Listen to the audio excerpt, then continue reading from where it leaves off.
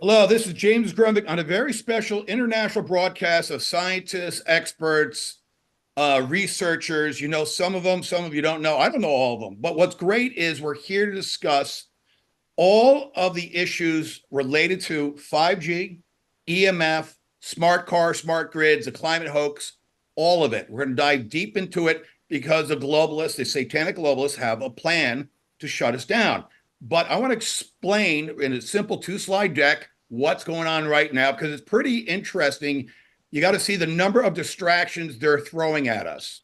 I'm talking about the globalists, the deep state, the cabal. So in the last 2 weeks, we had Puff Daddy Epstein of the West, followed the next day by what? The key that opens all doors, the key bridge that was an actual alliance operation to expose that human trafficking, adrenochrome shipping are done through containers. This truth will come out in the next few weeks. This was an actual alliance operation. It was not a false flag at all. We have Donald Trump, $175 million bail. Everyone's freaking out. I'm not, because that is a sting operation. That money, there's no one injured. It's not going anywhere. So they're going to trace, the NSA, the good guys, are going to trace the money, see where it goes, and see how the money laundering operation works through the court systems in New York and wherever else this money goes to. We had 2 quakes. We had the quake in Taiwan last week, and we had one in New York yesterday. Actually, New Jersey, actually directly under Trump's Bedminster, Lebanon, New Jersey. There, none of these are accidents. I believe both quakes are related to HAARP, right? The HAARP in Alaska? No, most like the HAARP that's in South America. Yeah, it sounds conspiracy, but at the end of the day, what do I talk about? Well, they haven't had an earthquake in New Jersey in 140 years. That's one. But the more interesting thing in Taiwan, right after the quake, suddenly you had 9 PLA, Chinese PLA Navy ships right off the coast of Taiwan with 30 aircraft in the air. You don't deploy that in an hour or two. It takes a day or a half a day or something. So they're already on site before the earthquake happened. So that's what I got to say. Now we got the CDC in every newspaper in the world parroting what? The bird flu could be 100 times worse than COVID. Well, COVID wasn't bad at all. It killed nobody, to be honest with you. We had toxins, and we had 5G, we had ventilators, and we had the Fauci protocol on remdesivir. So these are all distractions, because what are we being distracted from? We're being distracted from the amount of radiation coming off the EV charging stations, the blue and black lights being installed in buses, on streets, the 5G and towers that were installed. And by the way, when 5G started in Wuhan, that's where it started really, the rollout. It was October 18th of 2019. That was the same day that the World Military Games took place in Wuhan. Same area as the Wuhan virus, supposedly, right? And the same location, the same day that Bill Gates and Klaus Schwab and Johns Hopkins University ran their Event 201 module simulating 65 million dead. Well, 65 million people didn't die as far as excess deaths from any pandemic in 2020. So they got exposed. But all this is a lead for those who survived the vaccines and survived the EMF onslaught. This is ultimately going to lead to a total Babylon enslavement system of CBDC, digital passports, vaccine passports, all of it. Your data is going to belong to the enemy, not to you. And this is the world we're setting up. And yeah, it's pretty scary. But what's interesting is on Monday, what do we have? We have 5G. No, not 5G. We have the eclipse, the lunar eclipse. And if you go into April 8th, it is a 99th day of the year because it's a leap year. You enter that into the gematria calculator, and what comes up? Noah is the first result. Wow, Noah's the first result. So that we're in the age of Noah. Whether you believe in the Bible or not, we're in the age of Noah for sure. It's about genes. Genesis is genes is. It's about our genetics. This is the war we're having. It's not a spiritual war. It's also a biological war. They're attacking us. The other thing is 1:28 in the morning is when the Dolly ship crashed into the Key Bridge. 1:28 in the morning. Well, you put 1:28 into what? You put it into the gematria calculator and you end up with CERN as a top result. Astrid, I saw a great 2-minute video on your take on CERN, please weigh in and tell the audience your background. Yeah, my background is a scientist, multi-dimensional, I would say, and also multidiscipline. So public health is my 10 last years.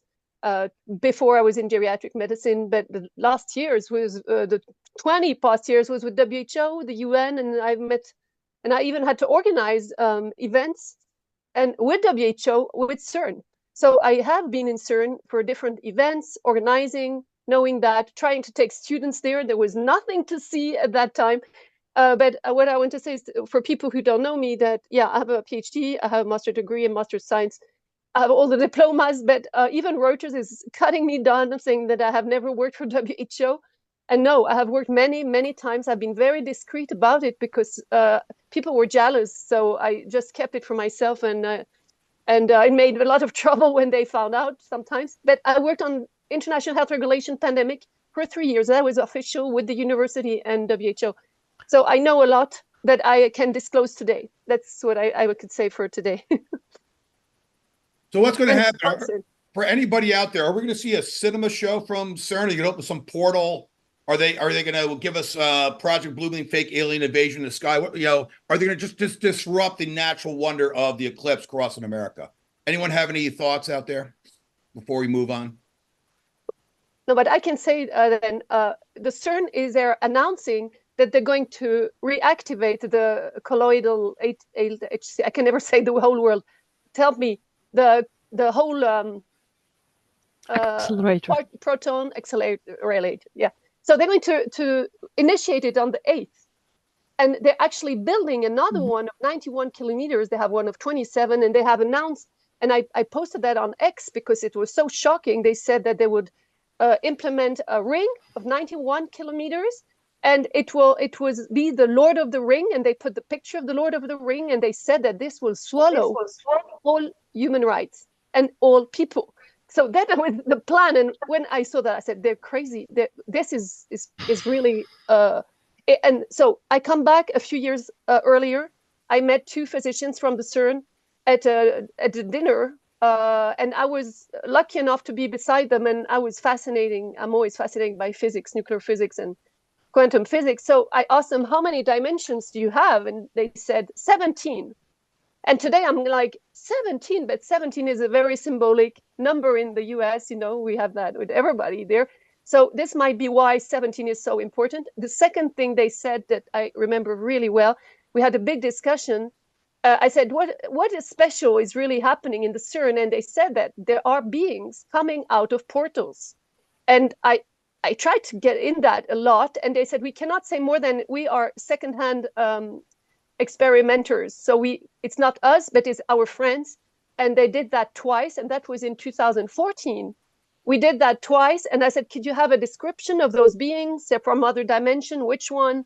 And they could not say much more else than they did it a second time. And this being left a scarf, but there was a secret, so they could not say more. So from then on, I was like, yes, CERN is not what CERN pretends to be. And it is disclosed It's not today. looking for the God particle. I don't believe that at all.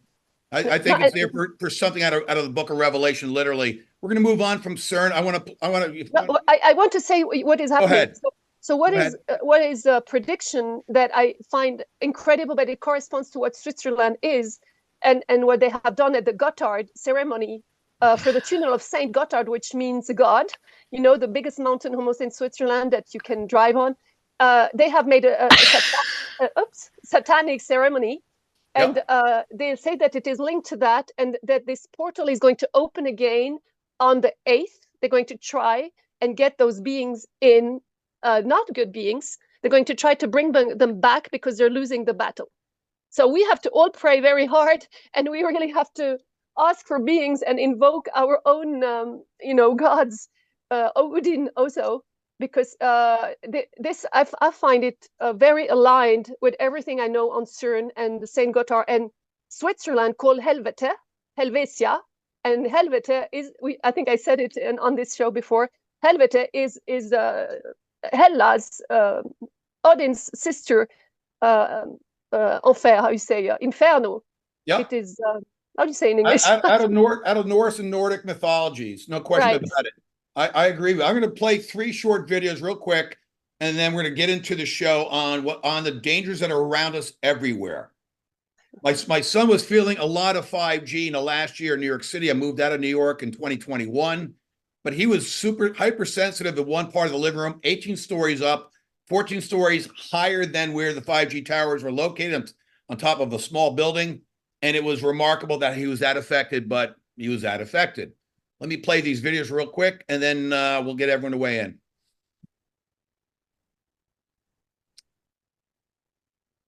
So you remember the first day of lockdowns in the United States, COVID. Well, what were they doing? They were installing 5G towers in all the schools.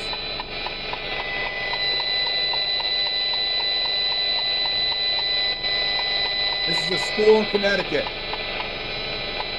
last year.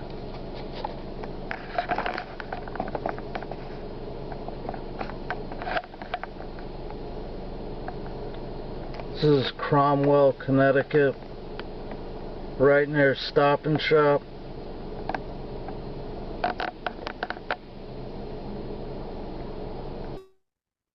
Next video.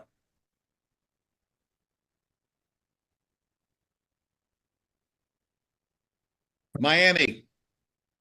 What the heck are these blue lights in Boston? Reporting right here, right now, February 27th, 2023. Unsuspecting victims that have no idea, guys. They're all getting scanned up in there. They have no idea, guys. None of them. None.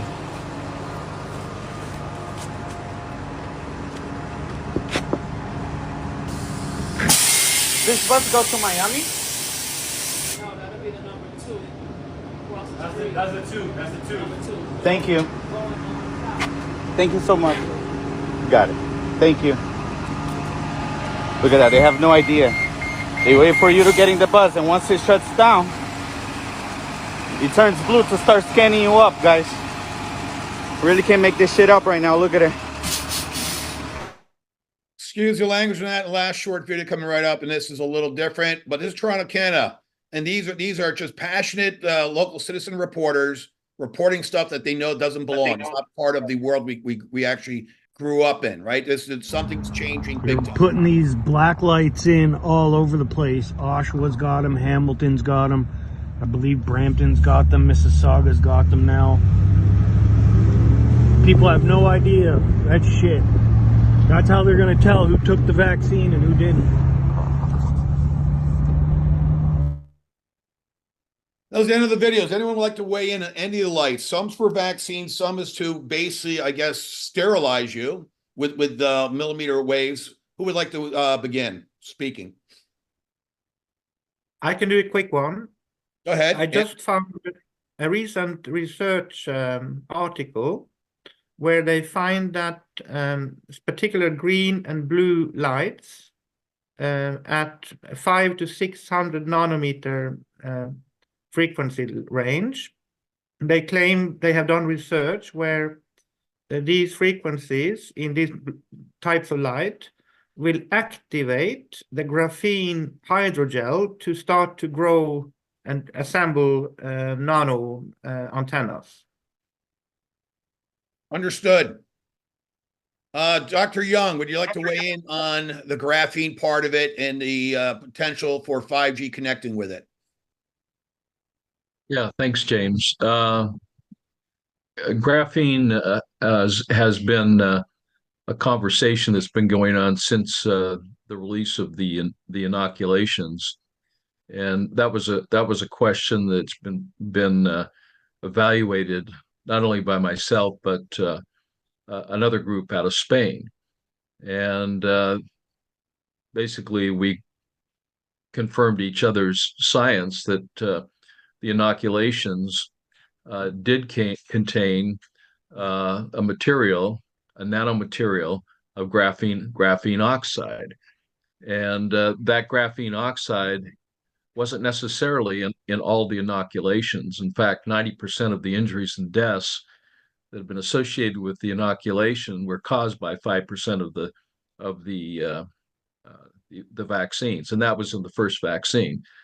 The amount of graphene that's been included in these inoculations has increased with each step, from the second vaccine to the boosters, and so we've seen more and more injuries. So I published this, finished the work in July of 2021, published in 2022. It took me a year to get it published. But that research is available to anyone. It's basically describing the undisclosed ingredients in the COVID-19 Moderna, AstraZeneca, Johnson & Johnson, and Pfizer inoculations.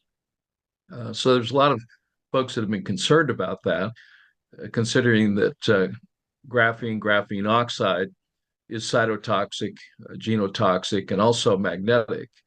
And so early in the game, I was looking at this in relationship to activation of this material from nano to some of the larger particulates that I was finding, not just under STEM microscopy, but under optimum bright field and also scanning and electron microscopy identified by directed energy spectroscopy.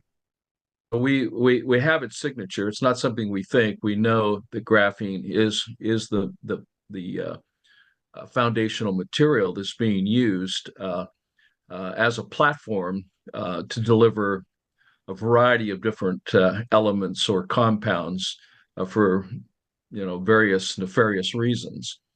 But in 1998, I conducted a double-blind controlled study in London, England, in conjunction with the BBC. And the purpose of that study was to determine the effects of electromagnetic frequencies on the human biofield. So when I discovered the fact that there was graphene in the inoculations, the fact in 1998, some 10 plus years prior to that, it wasn't like, this was something that I just fell upon. I was quite curious with the fact that why were they putting graphene into an inoculation? What was the intention there? And because at that particular time, I was studying the effects of 50 to 100 hertz on the human blood. The published research study is called The Effects of Electromagnetic Frequencies on the Human Blood. I then came to the conclusion that the attack was specifically on the hemoglobin of the red blood cell, which is basically the whole energy source of the cell. And there's many purposes that red blood cells have in their ability to differentiate, not only to remove toxins, but I was seeing a tremendous amount of what are called Heinz bodies that were attracting and taking up some of these poisons, i.e., graphene. And so there's these large, oversized, they're called macrocytes, red blood cells, were the result of just ingesting electrically and magnetically this poison and trying to get rid of it. Well, it was destroying the blood. The other association, of course, then when I published another paper on the effects of electromagnetic fields on blood clotting that was taking place, I realized that it was reversing the polarity of the red blood cell, creating pathological blood coagulation, which was, as an expert in pathological blood coagulation, I realized that the clot shot was exactly that this COVID shot was intentional to cause the reverse polarity of the cell, and that was amplified with electromagnetic frequencies, and it was destroying the blood. You destroy the blood, you destroy the life of the human or the animal. And this is what I was seeing. So pathological blood coagulation and the activation of the clotting factors led to hypercapnia, which led to hyperpoxia, which led to death. And that's what we saw very instantly when they turned on 5G at Wuhan. After they had injected, not just thousands, but hundreds of thousands of people with a graphinated hydrogel. That was the carrying agent for this material. that they were suffocating. They were suffocating because EMF combined with graphene amplifies up into the gigahertz and terahertz, was creating a reverse polarity of the cell, leading to the pathological blood coagulation, and people were falling over dead. So I published a paper on this as well. So that was the connection. I had to know for sure what was in the jibby jab. I had to validate that. It was validated by other scientists around the world, so they were confirming the same thing that I was seeing, and coming up with this this theory that eventually has been shown to be a reality. Unfortunately, that the intention of this inoculation was to poison people and to literally cause injury and harm, which they have done, and that's a worldwide thing. So I was convinced in 1998, that EMF was harmful to the human body at 50 to 100 hertz. We're in the megahertz and the gigahertz, and you can't survive in this type of environment. So I think that's where Anders and I kind of connected up, because he was looking at excess mortality and around the world, and I appreciate his work very, very much, because the excess mortality wasn't happening in the suburbs. It was in the rural areas. It was happening inside the cities, where all the cell towers are, and where all Anders, the antennas are. right. And Anders showed a lot of that in past shows, the graphs. It was very crystal clear, the relation. So what Dr. Young was talking about there was, in Wuhan, they actually gave a flu shot to most of the population, in the millions. It was a city of 11 million back in August of 2019. Then they turned on 20% of its 10,000 antenna arrays in Wuhan on the 18th of October. By the end of the year, it was 100% operational. And then people were dropping literally dead in the streets the next week in Wuhan. That was the entire psyop. It had nothing to do with the virus. It was 5G all the way, 5G plus, whatever was in those injections. And you're not going to find anything on those flu shots on the internet, because it's all been scrubbed off. But I used to write for the Epoch Times, and a couple of my colleagues, they actually, who read Chinese, realized there was a flu shot operation, a brand new flu shot was going on there. And if you think about the COVID vaccines, they were manufactured, most of it, or at least the pharmaceutical ingredients were manufactured inside China. So the operation was going on for a long time. Anyone like to weigh in on 5G before we go to any presentations? Masha, Regula, Lars, Shell? James, I have some images that I can share. Either you can share them. I've sent them to you. I'm going to share a screen with you, so I'll make that easy. Then you can control it from there. So let's go, Mr. Roguski, the other James on the show. I just take over, James. Give me one moment here to get this all squared away. Thank you.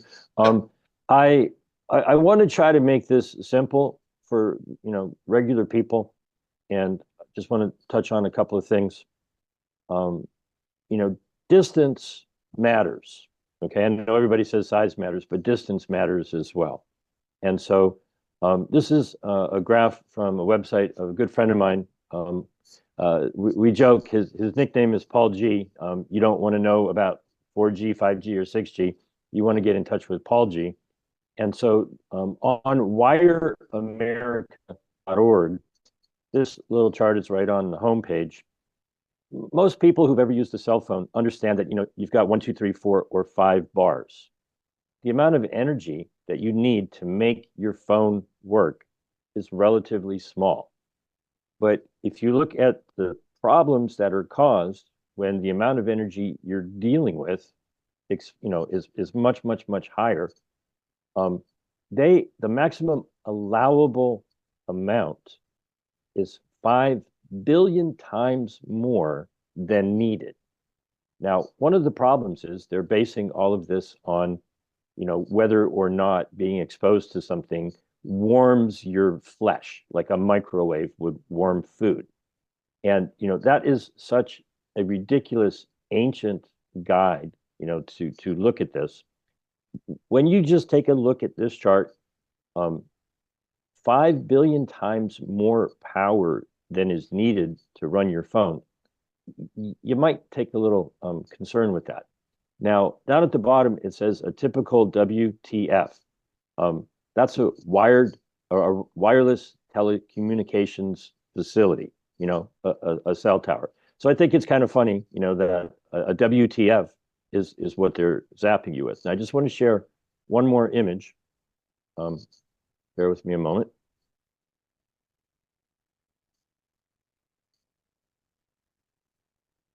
Go ahead.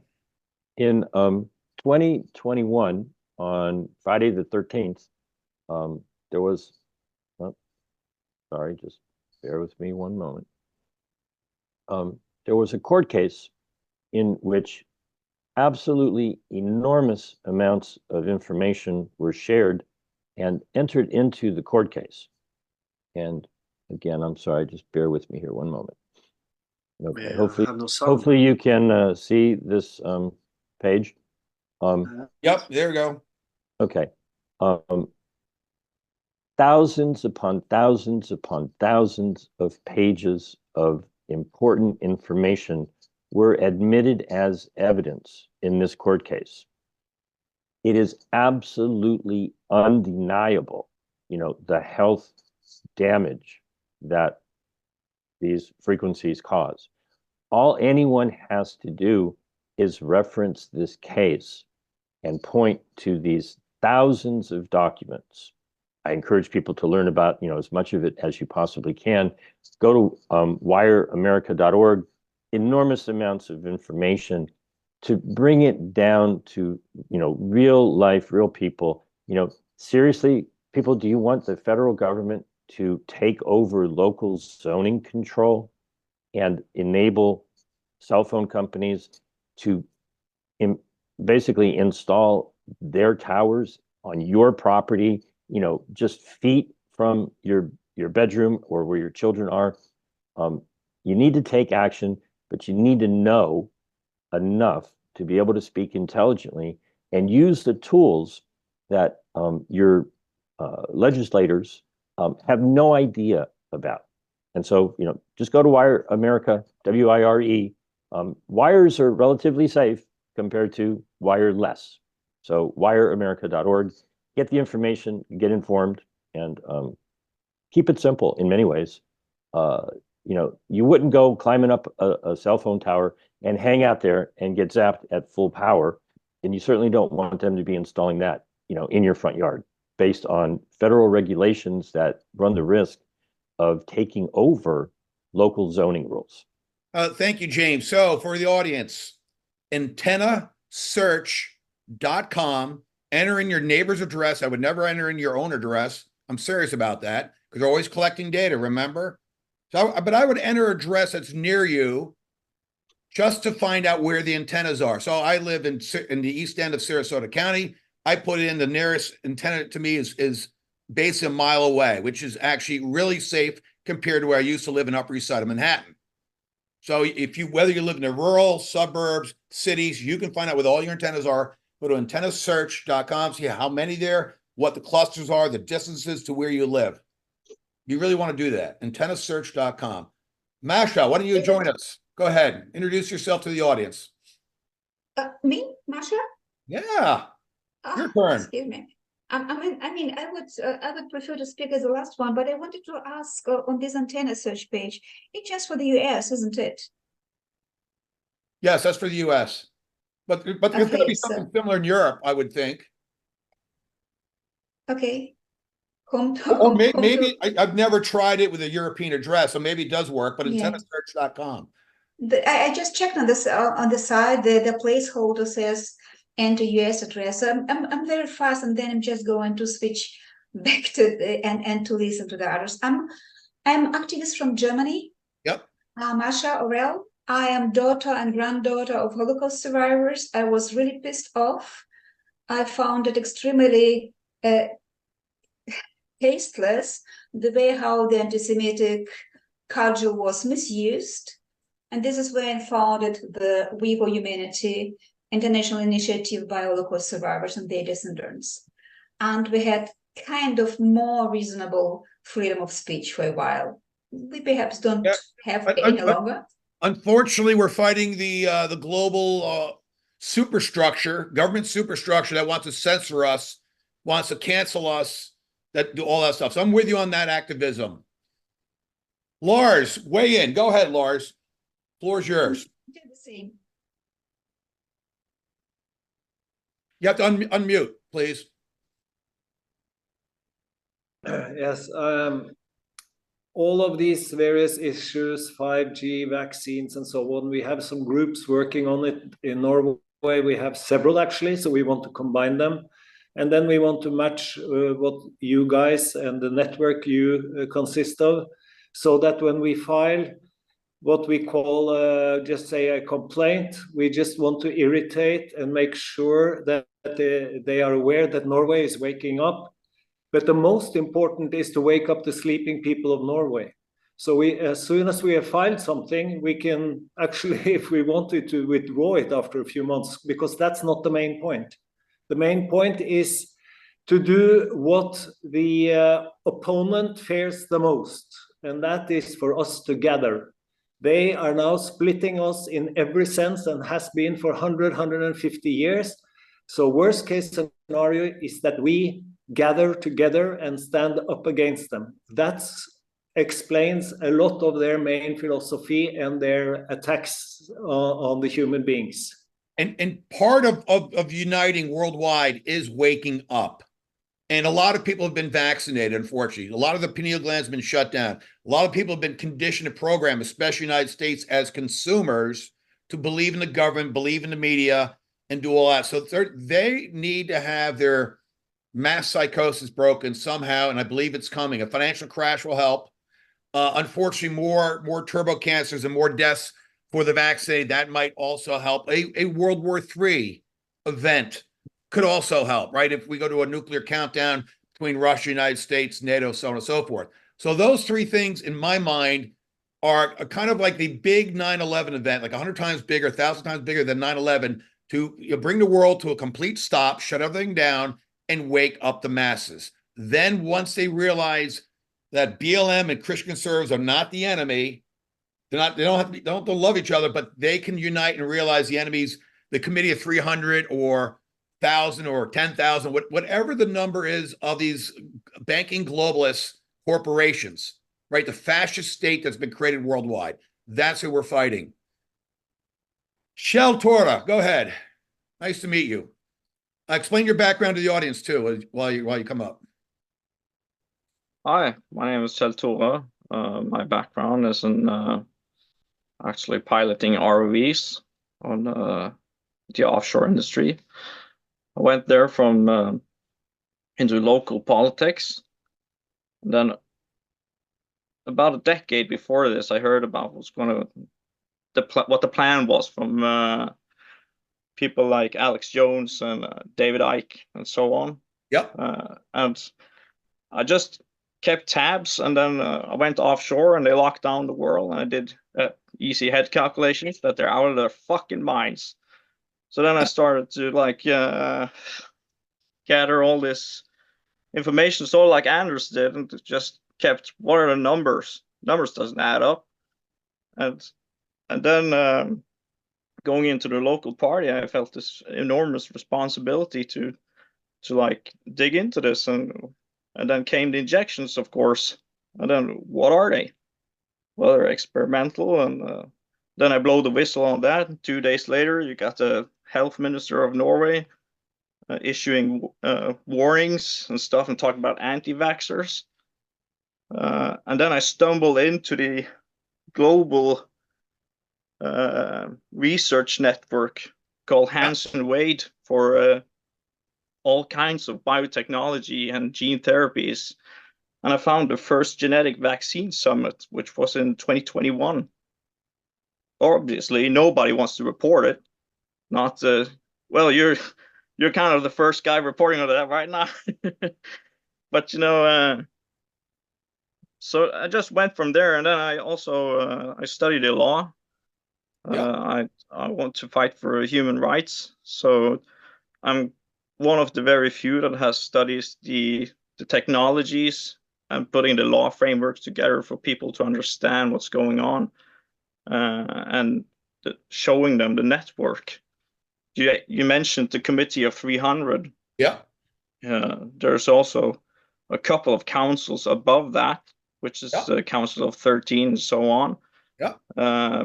But that's not the important bit. Is that they work through like the World Economic Forum, which is a, and the United Nations and the World Health Organization. Yes, all three of them. exactly. And they work All of these. They got their World Bank and they get their IMF. And I guess Yes. the way we're going to destroy them, because we're going to destroy them, top of the alliance, is we're going to reset their financial markets. So what, you know, they were always going to reset us, right? The Great Reset, Klaus Schwab. But the problem they have is they're no longer in charge of the timing. So the White Hat Alliance, Donald Trump's part of it, Vladimir Putin, no matter what anyone thinks, he's a part of it. They are disrupting the timing of their Agenda 2030 rollout. Warp speed didn't only apply to the vaccines. Warp speed is roll out everything at warp speed because they knew they couldn't execute. We were supposed to have CBDCs last summer. Where are they? They're not even here yet. We're supposed to have FedCoin in the United States last July. It is almost July this year. It's nowhere on site. So they're way behind schedule. I talked to an MK Ultra survivor. He said they're at least 6 years behind schedule. So Agenda 2030 is basically now Agenda 2036, and they're never going to get there, in my opinion. Regula, go ahead, weigh in, introduce yourself. May I just say a couple of words before I Yes, Shell, please, go ahead. Yes. What this network is, what people need to understand, this is a terrorism network. All of the politicians, they're not politicians, they're terrorists. And the reason why I try to unite everyone on this counter-terrorism front is that because the laws against terrorism gives you just as much power as it does the government. You have your UN Security Resolution 1373. That is the counter-terrorism resolution that was born after 9/11. That is the only good thing that came after 9/11 in the UN. Yep. But that is crucial. So, and what all of this is called globally is a societal global terrorism network. Yeah. So all of this operates, you tell people it's a terrorism network. You don't call them politicians, call them a fucking terrorist, because that's what they are. They are. That's what I wanted to say. So go ahead, my guys. Friend Vera Sharov's coming on from New York, another Holocaust survivor from Romania. I know Vera really well. Who invited her? Anders, you invite Vera? Yes, I did. Yep, she's a good friend of mine. All right. Shell, thank you very much. Regula, please, or Regula, excuse me, Regula, please weigh in for the audience. And you can show your pretty face and your smile if you like, or you can, whatever you want to do. It's up to you. You got me a bit by surprise. Am I in? Am I in? Yeah, you're here. However, I thought it was a private Zoom call, so I'm not prepared at all. But back to me. I'm a scientist, interdisciplinary science, definitely coming from biology, interested very much in electromagnetic fields and reaction patterns and what it affects, whatever.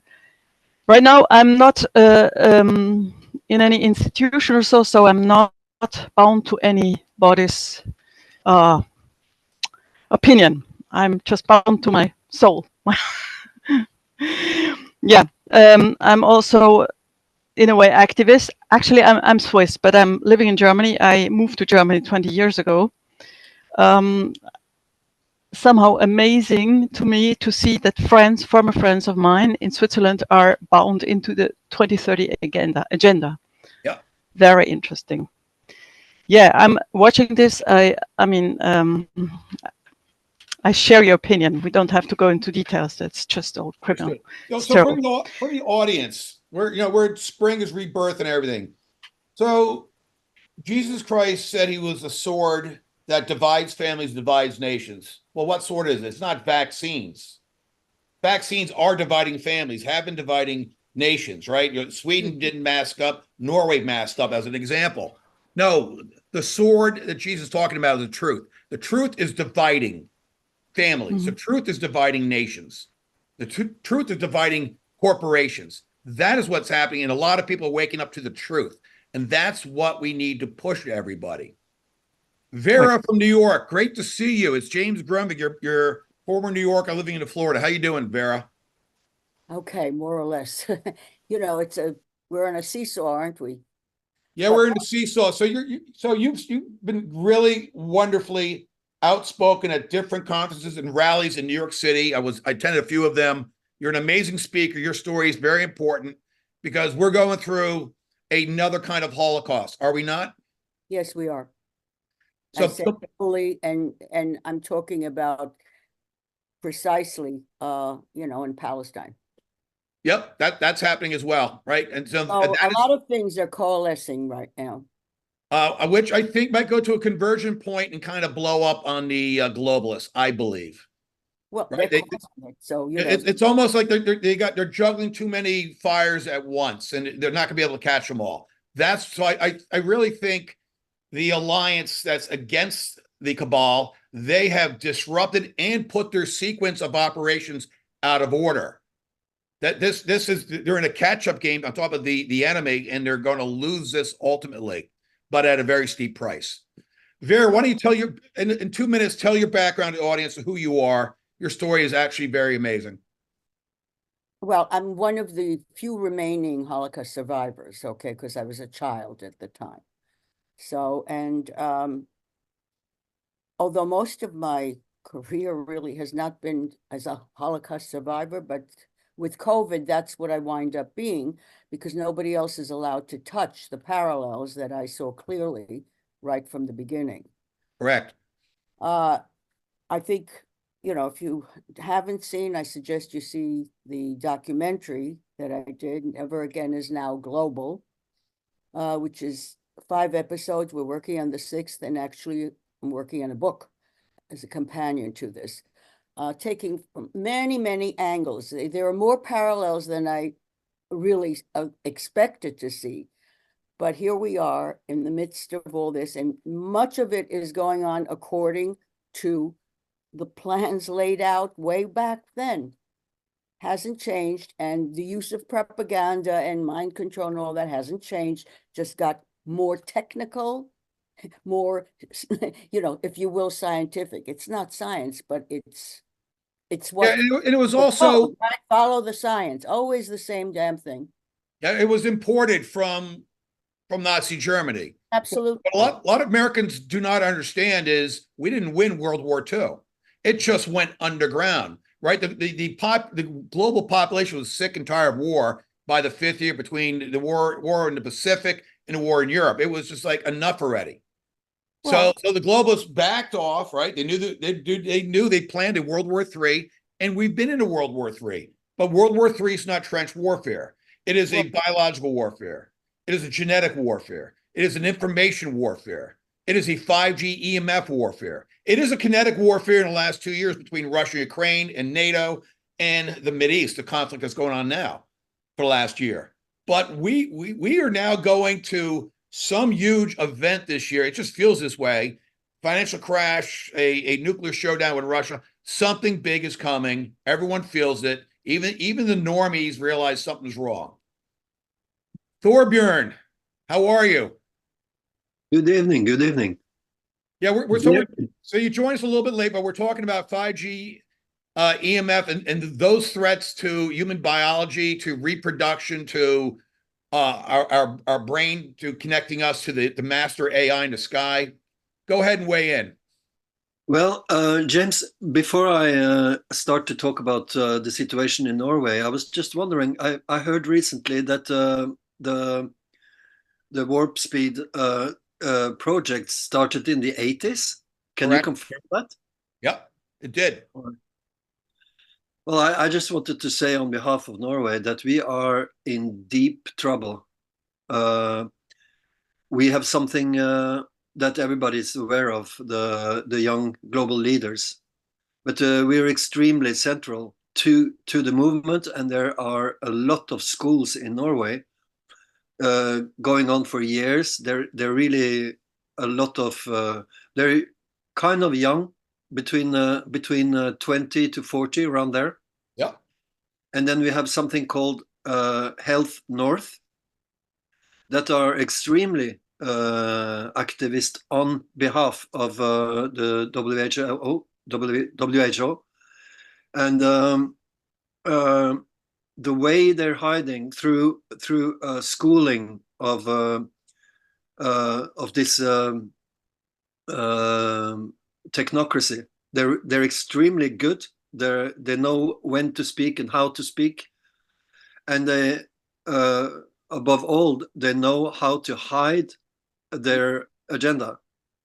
So when they meet, my wife was at one of the meetings, and it's scary, directly scary, because the way they are, a new kind of psychological illness for Claire, and the way you may be invited, people are invited, and but when you speak up, like in this situation that we're in, you know, the entire monarchy, our entire government is completely full of WHO members, and this technocracy people are very hard to grasp. I followed several hours of meetings that were actually open, and they on behalf of Health North. Yeah, and they the half of the group of all doctors, local doctors, they didn't know why they were there. So clearly they didn't get the checks. For sure, there are a lot of money that are paid to each and every one of those who knows, and they are pushing the pressure on the committee that are supposed to be the responsibles. So clearly, they don't sit in the same way. They kind of judges. Yep. They seem to be half informed. They want to push through the agenda of what Anders is launching, the very threat of giving away our entire judgment towards lockdowns and forced vaccines and so on. It is and now Google moved to Norway, so it seems to me that the entire garbage comes to us, and we have to deal with it, and we're very badly equipped since everybody's sleeping. It is a big problem. Everybody is sleeping. I'm going to agree with that. That is actually a very good thing. They're sleepwalking, right? Even the Rockefeller medicine in the United States, they really just, for 100 years, they really got them siloed. So they're not talking to each other. Different disciplines are not talking to each other. They never educated them on vaccine harm. They never educated them even that the CDC VAERS database of vaccine injuries even existed. A lot of pediatricians didn't even find out about VAERS until 20 years into their practice. Not their fault, right? When you're blinded and you have to put horse blinders on, it becomes a problem. So they've done a phenomenal job of hiding. And also, James, that's one arm of Satan, is concealment. They've concealing. Exactly. That's what big tech does. So big tech is Satan. Big media is the other one. They lie and they do propaganda and gaslighting. So those two are the main weapons that we've been fighting in this information warfare. Astrid, exactly. would you like to weigh in for 2 minutes on the importance of getting the truth out? You know, when you look at the countries in Europe, France, for example, doesn't have access to Rumble. Yeah, I know. And the fact that we do here in Norway, we have Rumble, that's a bad sign, because it's a bad sign. It's a bad sign in the sense that there are 50 million more people in France. No, I'm with you on that. And by the way, on December 2019, you could have bought hydroxychloroquine over the counter in France with no prescription. By the end of January, a month later, you could not. This whole thing was orchestrated, coordinated with all the governments in the West to basically depopulate us. End the conversation. And for survivors, you're going to be hooked up to transhumanism.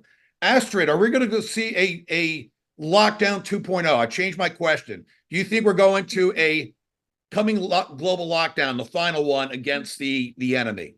No, it's not possible, I think, this time, because people are conscious that it was not normal to be locked down altogether. And like you said, the truth is probably what they're scared most of.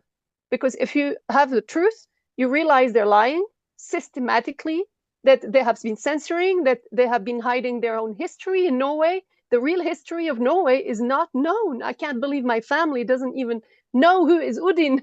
I don't, but Iceland knows. So the truth is what they don't want. Also, what they don't want is that if we know the truth, we can say, I do not consent. And if we do not consent and we say we do not consent consciously, spiritually, everything, it really has an effect on them. This is in their law. If you look at the Freemason law, they don't like it at all. They need our consent, and silence is consent. So we have to say that loud. Silent is consent. Please wake up and please speak up and say, we want to know because we don't accept until we know. Or you see, this is the real battle we have. Yes, that's the real battle. So what she's talking about is the universal law of free will. Satan can't change what God has given everyone, free will. But they can try to deceive us, confuse us, misdirect us, hold back information from us. That's what they've been doing to try to get us to consent. That has been the game for thousands of years. It's nothing new under the sun. Anders, you want to start with your PowerPoint presentation? Yes, thank you. I will try to do this because the public needs to see what I saw in my own journey. I started about 15 months ago to dig deep into something I couldn't understand, because I found out that the people in the rural communities did not die more than normal, while those in the cities, they had a much worse situation. So I made a presentation. Yes, can you see this now? Yeah. Yeah, I will jump. I will not start from the beginning. I will jump into it. Let me see where we start.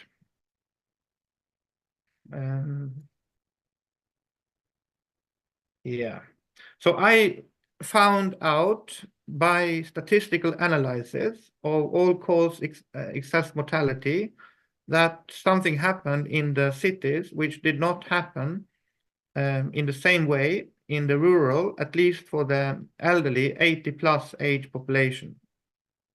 So I found a correlation to 4G plus and 5G, stronger radiation.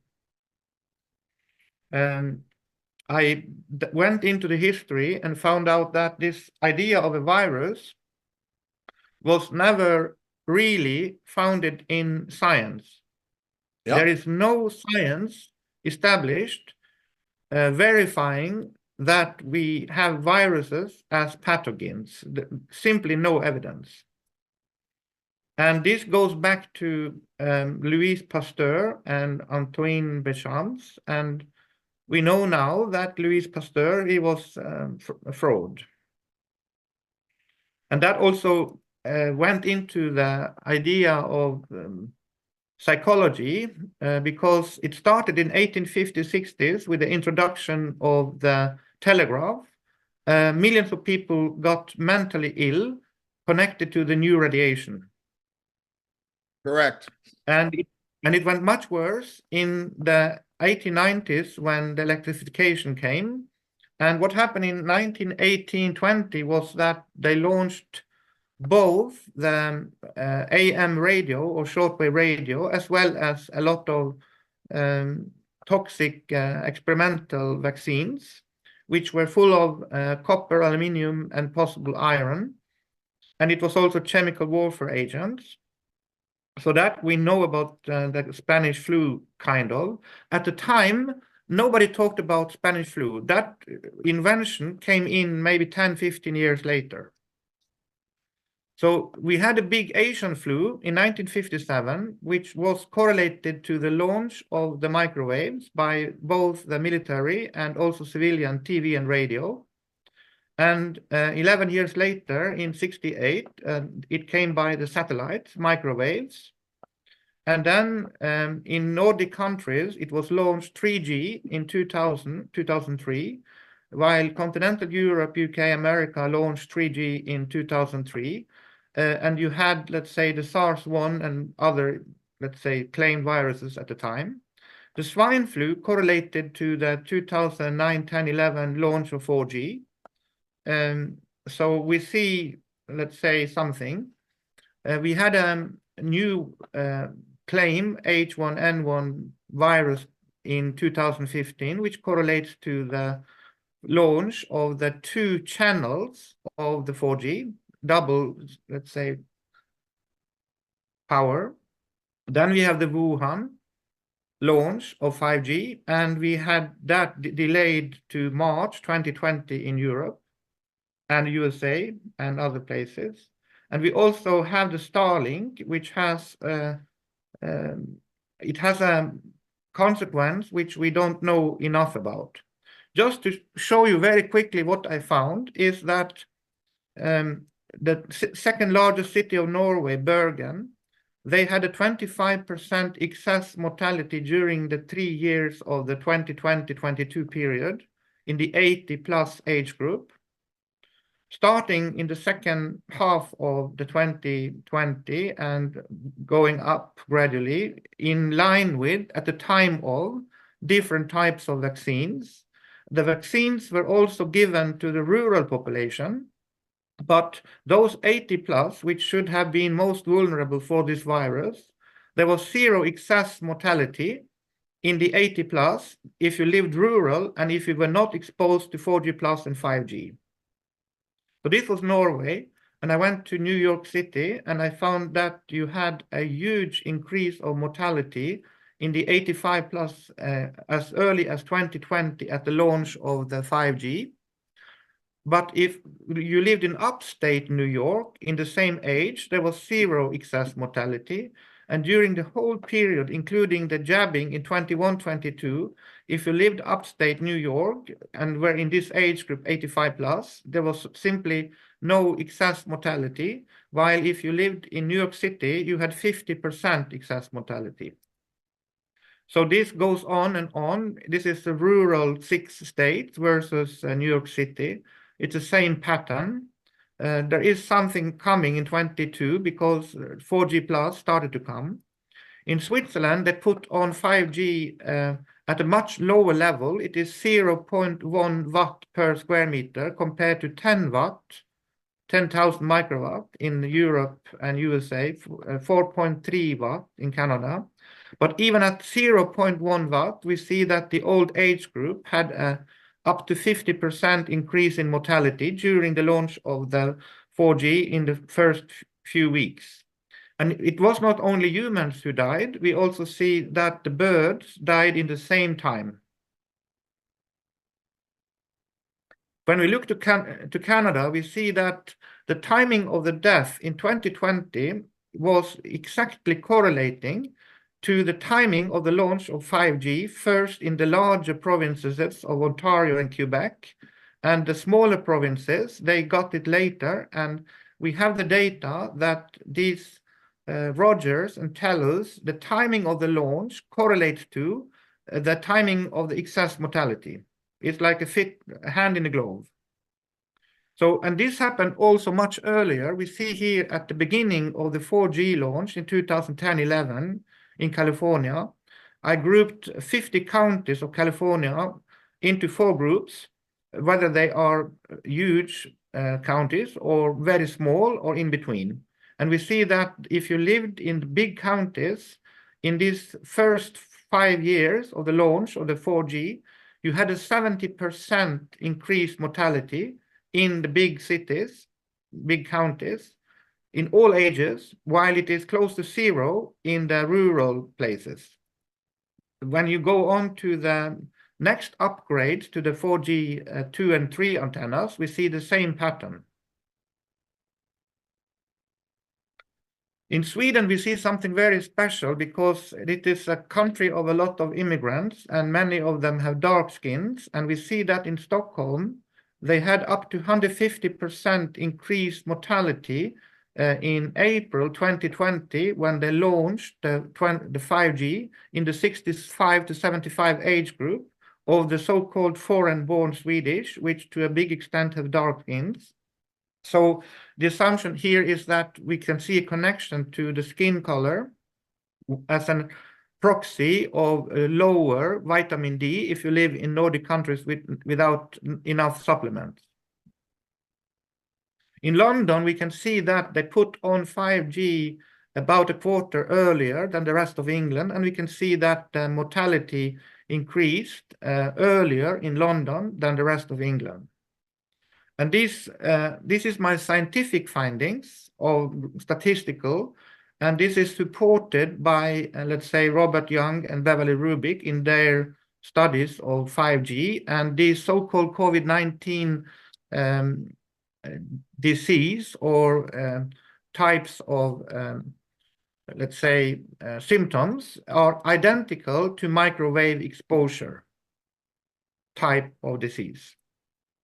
So very shortly, okay, now we are entering a new danger area because the newest phones, they have now 5 active antennas in each new iPhone or Huawei. So we are getting more and more radiation. Yeah, let me interject there for 1 second for the audience. You go into your new Apple iPhone, you can go in through, on the phone itself, you will find the iPhone, they admit in their terms of service or something like that, that their new iPhones cause cancer. They admit it in their own documents. Go ahead, Anders.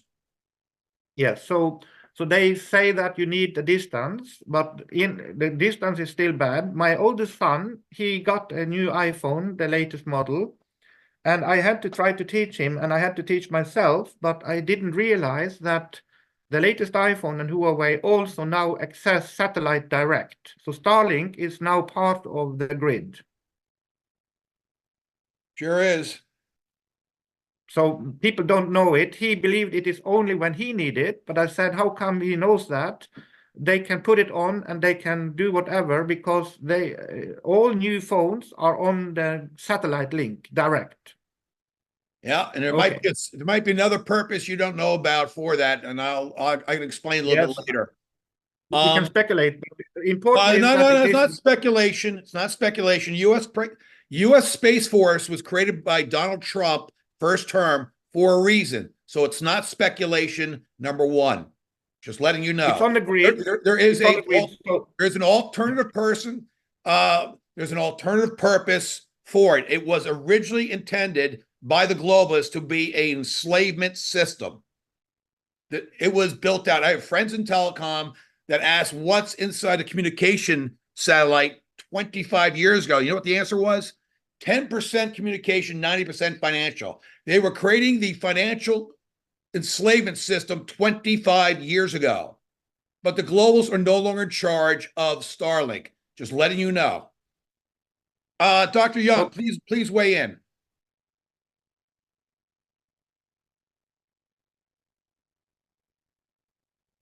Yeah, thank you. As far as weighing in on this, people, a very simple concept here that, the body doesn't have a biofield. The biofield has a body. And when we're looking at the effects of electromagnetic frequencies using thermography, we can actually see the effect, as it relates to the temperature effect that happens after 15 minutes use of your cell phone. So it's very, very important that when you're using the cell phone, you do have an instrument that is emitting a frequency, generally in the microwave range, if we're talking about 4G plus and 5G, and identical to your own microwave oven, which is oscillating at approximately 2.4 gigahertz. So this is what it looks like when you take, after being around these cell towers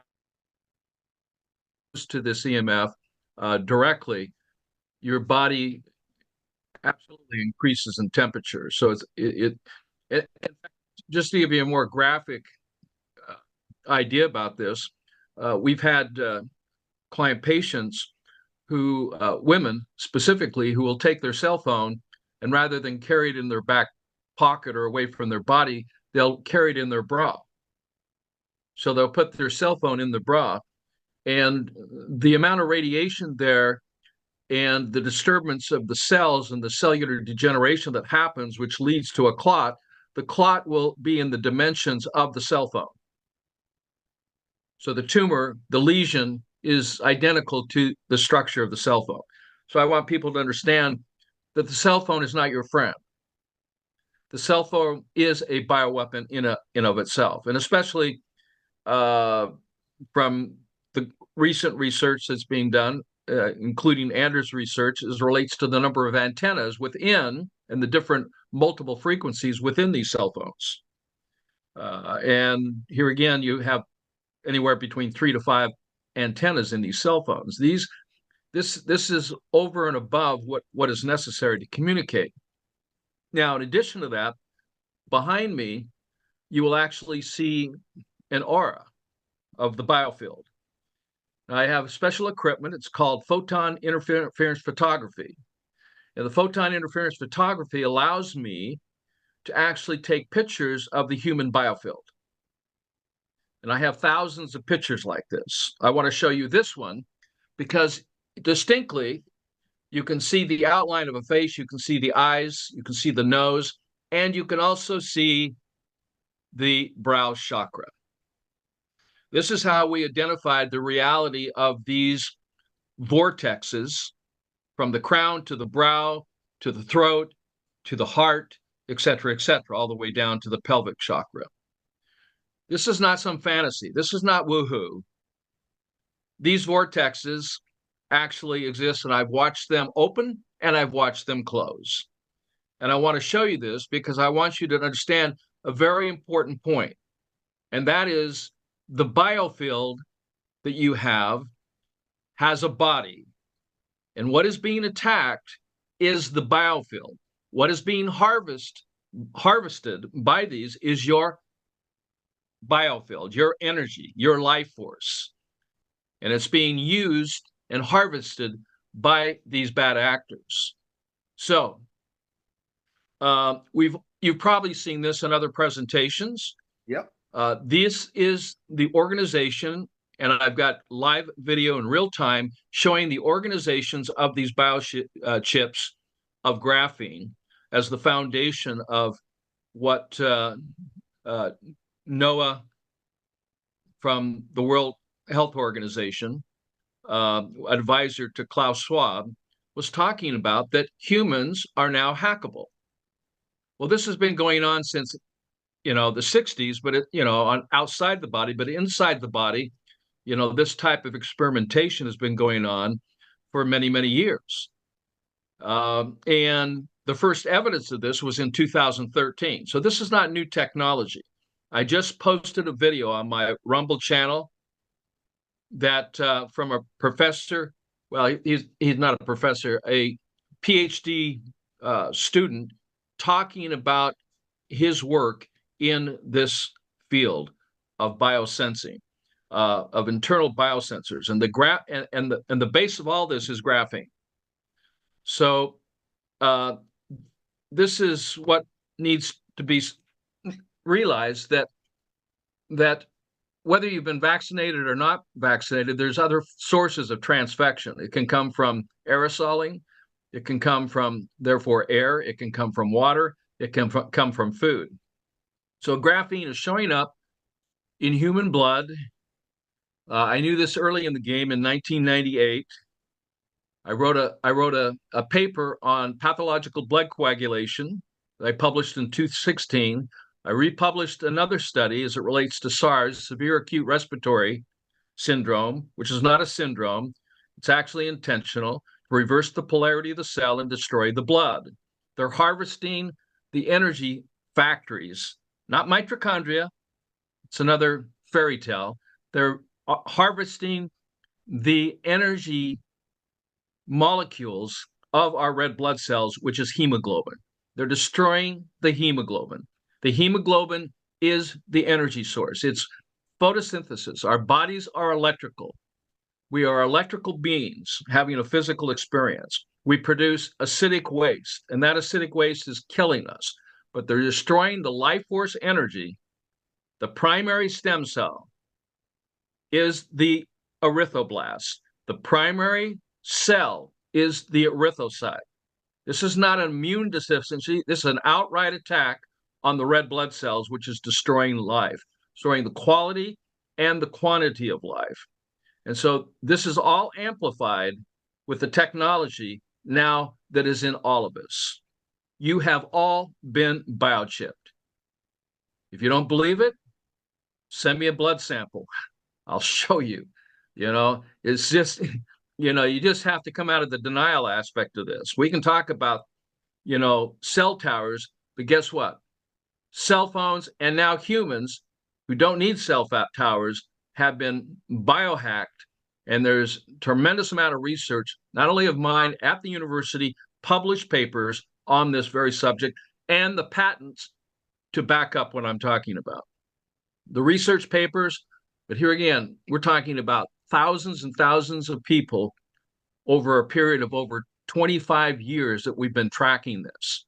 We have known that wireless body area network being connected to this network and to the Internet of Things, and now the Internet of Humans, is real. And that's what people need to wake up to. By the way, go ahead. One last thing. Yep. There's a way to disconnect from this technology. Okay, and that's important. You can you can put your cell phone in a Faraday cage. That does not disconnect you from the network. Okay, because you've been biochipped. You have to assume that you have been biochipped. And this is an international problem. It's not just US, not just Canada, not South America. It's UK, it's Europe, it's China. I mean, how are they going to control these billions of people? It's global. How are they going to reduce the surplus population? No, they don't need the one-child rule in China. All they need is to biochip, and set up their entire accountability system. And of course, it's active. This is active. Yep, it's active. We're going to put links in the show notes when the show airs for everybody. So I'll get the links from the different guests that want to share certain things. We're going to go to Astrid in a minute with her deck, but I want a couple other people to weigh in. Masha, I saw you wave your hand. Go ahead. Okay, go ahead, Masha. Yes, just wanted to chip in exactly at this point, because I wonder if you're aware of special smartphones which are like not traceable. There are two of them like now which are tested well and proved to be really good. The one is Fola and another was Morena. Morena has even a button on the side which completely cut any connection, even without the Faraday bag. And another good thing about these two smartphones, they do not use your real identity, but ally to get whatever apps from the App Store. And again, they are not using their Google Play or the App Store from iPhone. They use a copy of this App Store, which means, for example, having an Android, you do not need to submit your Google Mail address, which is anyway a problem. Yep, thank you. Anyone else like to weigh in before we go to Astrid's very interesting? I love her PowerPoint deck that we're going to go through in a minute. I just want to add something. Sorry, Torbjörn. Okay. No, sorry. Okay, yeah, I just want to add something that we are chipped in very strange ways. I discovered that we discover a lot of things, that on the ID card and on the passport, they have actually chipped us on the very makeup of the ID card. You can go and look at it very closely. You blow it up, and you can. I did that with radiesthetists. This takes down your energy. They have put on the throat chakra some lines that are actually very small, nano something. Torbjörn, help me. Nano something on your whole ID card.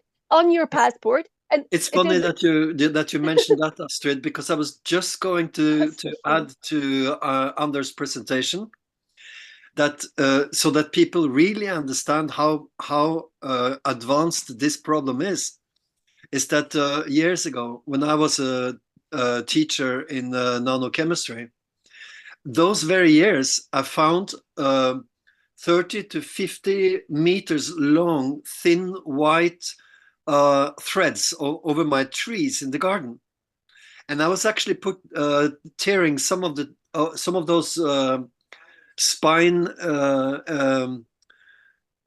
down, and because I was wondering if it wasn't spiders, and as I took this thin thread down, I realized it was much stronger. You know, when the skin gives after when you try to tear it apart, it was that strong. Now, the reason why I mentioned this is actually just because I didn't understand what it was at the time. We never heard about nanofiber before, coming straight from the skies. And in the parallel of those years, I have a swimming pool outside, and the platform was just full of dead insects. So people really have to wake up and realize that it's not a question of only humans. These are happening inside, from the center in the trees that are completely poisoned because they live off water. And this water is affected by, for example, graphene oxide that we should refer to as nanochemical fibers, you know? Yeah. And so we're watching this happening, but we don't understand how serious this is. And Dr. Young is completely on the spot when it comes to the direct consequences of what we're actually living every day. This is years ago, years of observation. It is completely disconnected to the lockdowns and the vaccines. Yeah, very good. Can I show this this micrograph of live blood behind me? This is a patient who's been vaccinated. This is a graphene cluster with antennae coming off of it. And this will pulse. You'll see a light come on and a light come off. And I have videotape of this. So these are the constructs of what I'm finding in blood. And I'm finding it in the unvaccinated. Exactly. I can confirm this, Doctor, because you know, we went to a friend of mine, and he had a blood test of another friend of mine. Just one drop of blood. What did we find? We found two things. The graphene oxide was there, very close to another particle that really looked different. And today we know what it was. It's hydrogel. So you have graphene oxide and hydrogel put together that was only, and she was not vaccinated. So what people doesn't know yet, but we're going to learn this very fast, that when it comes to liquid plasma, that is referred to directly as smaller particles than the one we would refer to as oxides, right? Like, for example, graphene, that is based on lead. It's based on lead. That doesn't mean it's lead. It's just based on lead because in the center of those cells, there is silica. So people have this strange imagination when they look at these photos, and they don't understand that the network that the oxides are creating are not some net with holes in, like a fence. This is I don't know where to begin. Thank you so much, Dr. Young. Yeah. It's just it's we're being attacked everywhere. So it's not just human body. It is nature. They're destroying everything. This is a scorched earth. They want to create famines. They want to create droughts. They're impacting the weather. They're using HAARP to create earthquakes in certain parts of the world, that those earthquakes are not natural in Taiwan and under Trump's Bedminster golf course. Please give me a break, people. We're in James, a full scale war right here. And Astrid's got a wonderful PowerPoint deck. Should I start it, Astrid? Would you like to start? Sure. Yeah. Let's have some fun. So actually, normally that's a talk I do for 1 hour to 2. I've done it in Europe mainly, not in the US. I showed it at Big Deal Tree, but I have just selected a few of those slides for you. And the last part is very much in what we're discussing now in nanotech, etc. But it's for people who have never thought about, what I'm going to say. I think it's very important to just place the WHO problem in a much broader situation where they understand what they can do and not always say exit WHO, because it's great that people are waking up and want to say, no, we don't want WHO, no consent, but actually just exiting is not enough. So I'm going to show you that. So I did that for the coup d'etat, WHO. I say this since 2-3 years. Next slide. So I'm starting with the UN, right? I'm sorry, it's in Spanish because I had no time to reshuffle everything. So I did that also for Latin America.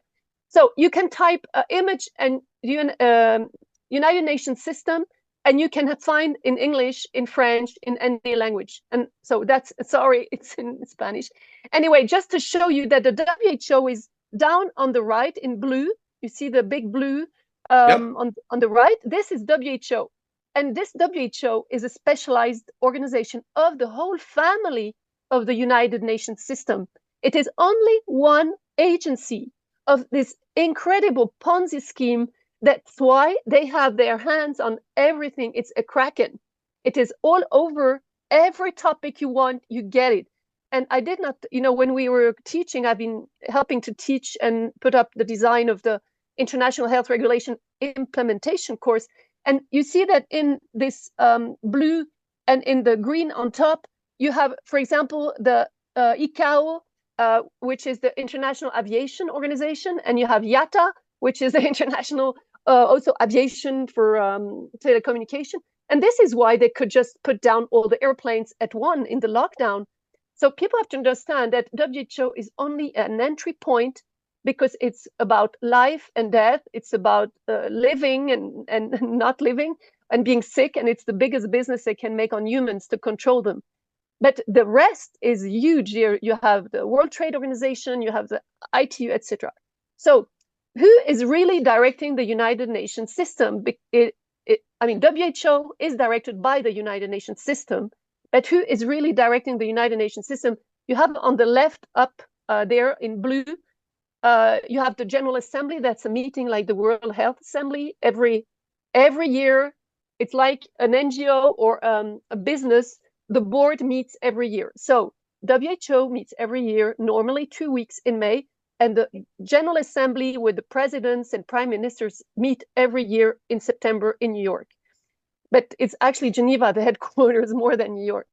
And you have under in blue, what is the most important is the Security Council. And actually the head of the General Assembly is Guterres, it's a Portuguese, but former head of the High Commissioner for Refugees, which is in Geneva. So he is there. How is he elected? He's actually proposed by countries, but actually the Security Council has to have a look on it and decides at the end. So the Security Council, 5 countries. Before I go to that, it's the next slide. I want to say that also the International Court of Justice, the other blue, is also there. I'm so sorry. I have it all in English. It's no problem. But you're showing here is like an incredible network, like not one octopus, many octopuses. Go ahead, Astrid. Yes, exactly. Thank you. And all areas of our life, and from disarmament. There's a disarmament convention and commission every year meeting in Geneva. To the Security Council is at the head. So look at that.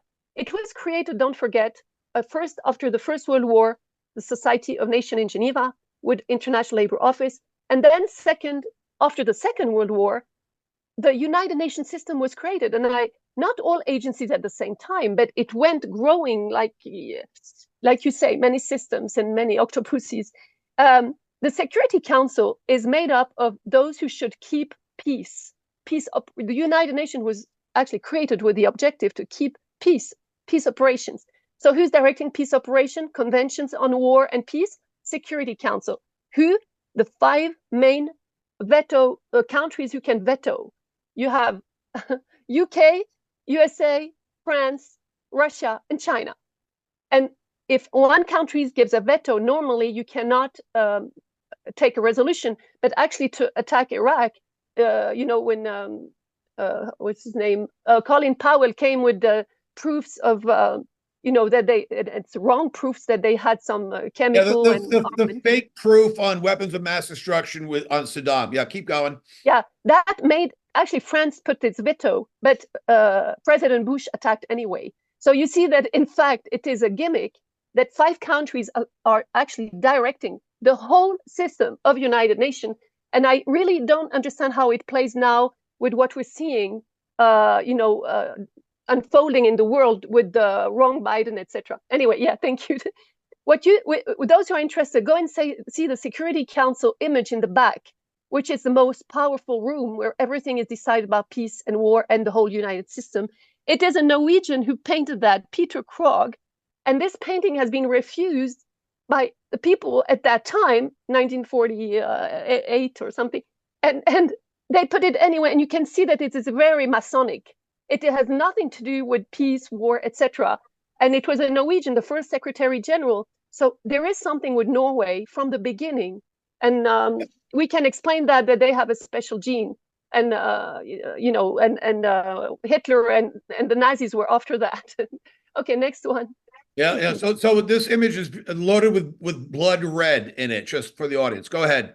Yeah, and you have to look at it from afar and from close, and look at all the symbols. There's a dragon on the bottom, and they're taking their sword away, and it's awful. It's awful.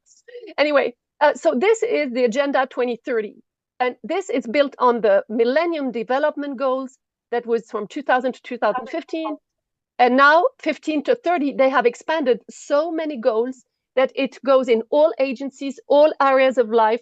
And you can see here, it is a film very known, Life, My Life. Yeah, and you can see that it's all reversed goals now. We know that the New World Order is using 17 main goals on 169 goals. When I was teaching that, I was like, forget the 169 goals. It's so confusing. That look at the main goals. So those main goals, you can look at each and every one. They're polluting the water. They're saying that the family is a priority. It's not true. That doing the reverse. They're cutting off the family, separating, taking off the rights of parents, etc. And you can go through you see gender equality, and I mean, it's a joke. So anyway, I can have no time, but go and look, and this slide will be, you can see. Okay, now the section B, to jump to that. So you know now that WHO is only a little part, but it is really the entry door of tyranny. It started long ago that because of commerce, they had to regulate diseases that came in the food or things. Okay, so it is not new. In 1969, there was one only with 3 diseases. Then this international health regulation, 2005, that's the one I was involved in. And who was in the head of WHO at that time? It was the Norwegian first woman head of WHO, Gro Harlem Brundtland. Wait, hold on. Let's stop there for a second, because people ask, when did this Agenda 2030 really come into the public consciousness? I say 1987. I say the Gro Harlem Brundtland report. She was a prime minister of Norway. She's always been a globalist. She sat on the global monitoring preparedness board the UN created with Dr. Fauci, Anthony Fauci, and Dr. George Fugao, the CDC director of China, the globalist, right? And you had Bill Gates' Dr. Christian Elias, the president at the time of the Gates Foundation, 2018. And they're the ones that published in 2019 the first annual report called A World at Risk, which promised the world 2 live pathogens were coming over the next year. So they were telling the world that COVID was coming. This was a total psyop simulation virus thing to get everybody scared. Go ahead, Astrid. Yeah, and I can add that the story of Gro Harlem Brundtland goes even back to the Rio Declaration and to the climate change and to the Sustainable Development Goals that they had a development with the Club of Rome. So she was already involved with her 2 feet in the whole. She's also behind most of the most fundamental principles when it comes to the Young Global Leaders agenda. Okay. Yeah, we're going to discover a lot about her, I'm sure. So there is 2-track. From now it's English. You see, it's good. There is a 2-track process that was triggered by WHO under Tedros, because you have to know that Tedros was elected in 2016-17, and he was on the board of Gavi, of the Bill Gates Foundation, the Bill Gates immunization Gavi. So he's a terrorist, everybody knows. He was elected the process is the country Ethiopia has to present someone that they want. They presented Tedros at that time, and he was elected because you need an African face, and there was no African head of WHO. It's a regional turn. So that's democratic. So when he came in, they tried to unfold this plan and to try to change the international health regulation, but they did not manage. So you're absolutely right. They took, because they did not expect Trump to be at the head of the United States.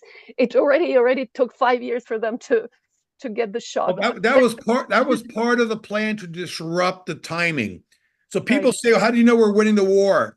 And I'm very simple to Americans. Grundvig, I have not been anywhere near a FEMA camp in 5 years.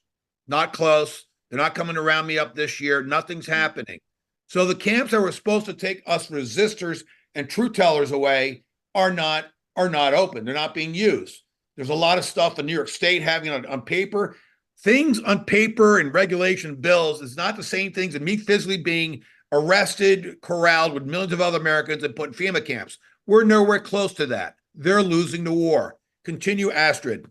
Yeah, it's very important to see the past, because you realize that they wanted really to do it before and they couldn't. And we can just imagine in which mess we would be today if there had not been an intervention, with Trump and the team behind.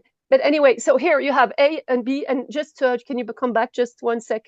Yeah, so you have this, what they call treaty, but actually it's an agreement or convention they're going to put, that they want to make.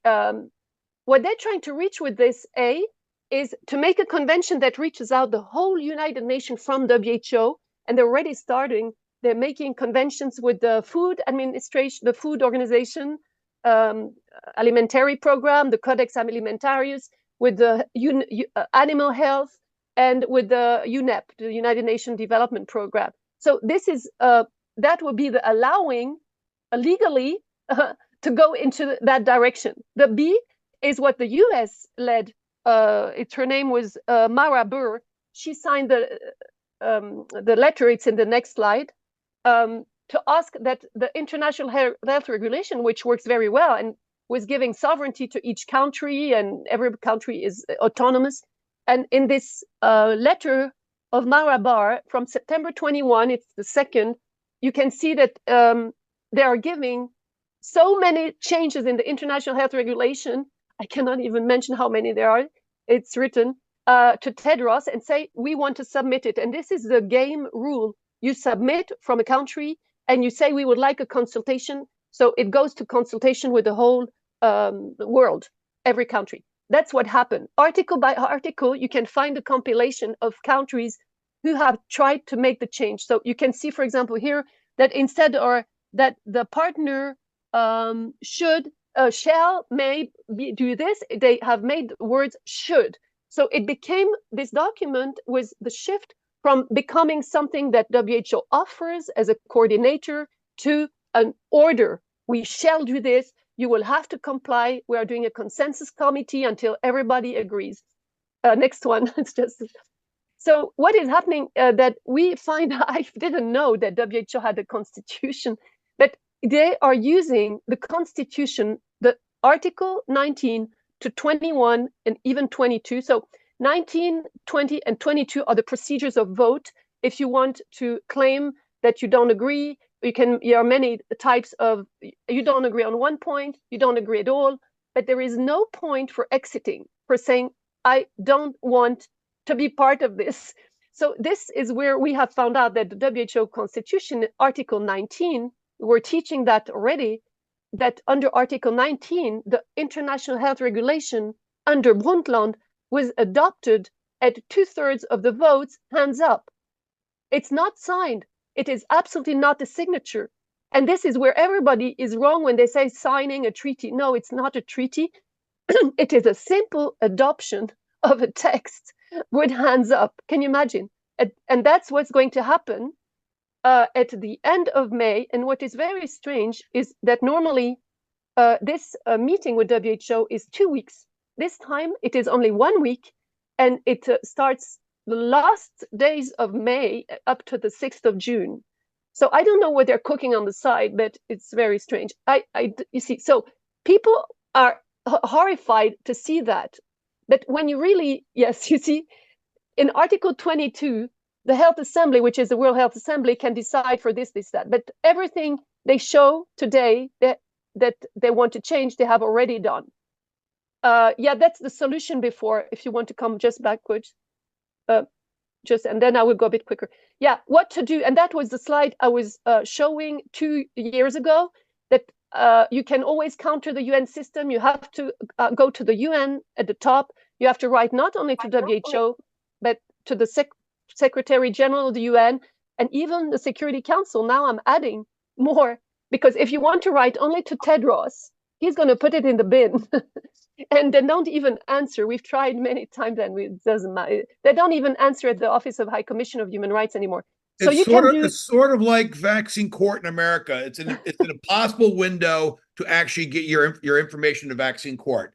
Very similar. They're making it possible for people to actually challenge things. They do this on purpose, right? Yeah, and you see, yes, and I think it is such like a labyrinthus. They do that. You have to start thinking at a meta level and to try and see where can we pull down this house of cards. And one of the thing, and I can say it here because we're on that topic. One of the thing is, then I can go quicker because we're going to enter to the other topics. Is that under the UN there is a charter. The UN Charter is a legal binding instrument that nobody's mentioning, and Article 57 is giving WHO the right to make a constitution, and the constitution in Article 2, WHO constitution, says that WHO, the function is just to coordinate what the countries want. And they have to accept proposals, and they have to make their best to manage. It's a manager it's not a decider. So you can go in Article 2 and you can contest, that's the number B, contest completely that in the World Health Constitution, Article 2, the function of WHO has been violated. You can go to Charter, UN Charter has been violated on the human rights on many, not only the UN Charter, but the Universal Declaration of Human Rights. And then the best way to defeat the United Nations and the World Health Organization is crash the financial system in which they can't print money out of thin air, in which they can't money launder anymore, in which they can't steal money anymore. That is the ultimate weapon. They will starve them financially, their system, their house of cards falls complete. Without money, they're nothing. Yeah, that's the last solution I was going to give you, because I call it the Trump solution. But that is the Trump solution. Yeah. And it's actually the plan. You know what the plan is? Everyone's talking about trust the plan the last 8 years. You know what the plan is? To reinstall the original Constitution of the United States, to go from the USA Incorporated to the Republic of the United States. That's the plan. It's that simple. Yeah. And they have to do certain things to get things out of the way to install it. When they install it, the American people will be behind it. But we're not there yet. We're going there, but we're not there. And part of it is crashing the financial system and then going to a freedom financial system in which it will be decentralized. You won't have the banking as gatekeepers. The entire old system collapse, and the reset is not through Klaus Schwab, but it's through us, we the people of the world. That's what's coming. James, Yeah. it's the American flag without the gold fringes, isn't it? Yes, exactly. Torbjörn, you're absolutely right about that. So, Without Astrid, can you the do this and can you do the next half of your deck in about 7 minutes? Can you do that? Because I want to get into. Yeah, no, but just come back. I have the two next solution because then I will jump to the last part. So A is the UN Charter, all the conventions and etc. The B is the Constitution, Article 2, and C is the reservation that is in the annex of the International Health Regulation that nobody mentions about the United States. The United States was very known to make reservation, and it's even say the United States understands that the provisions of the regulation do not create judicial enforceable private rights.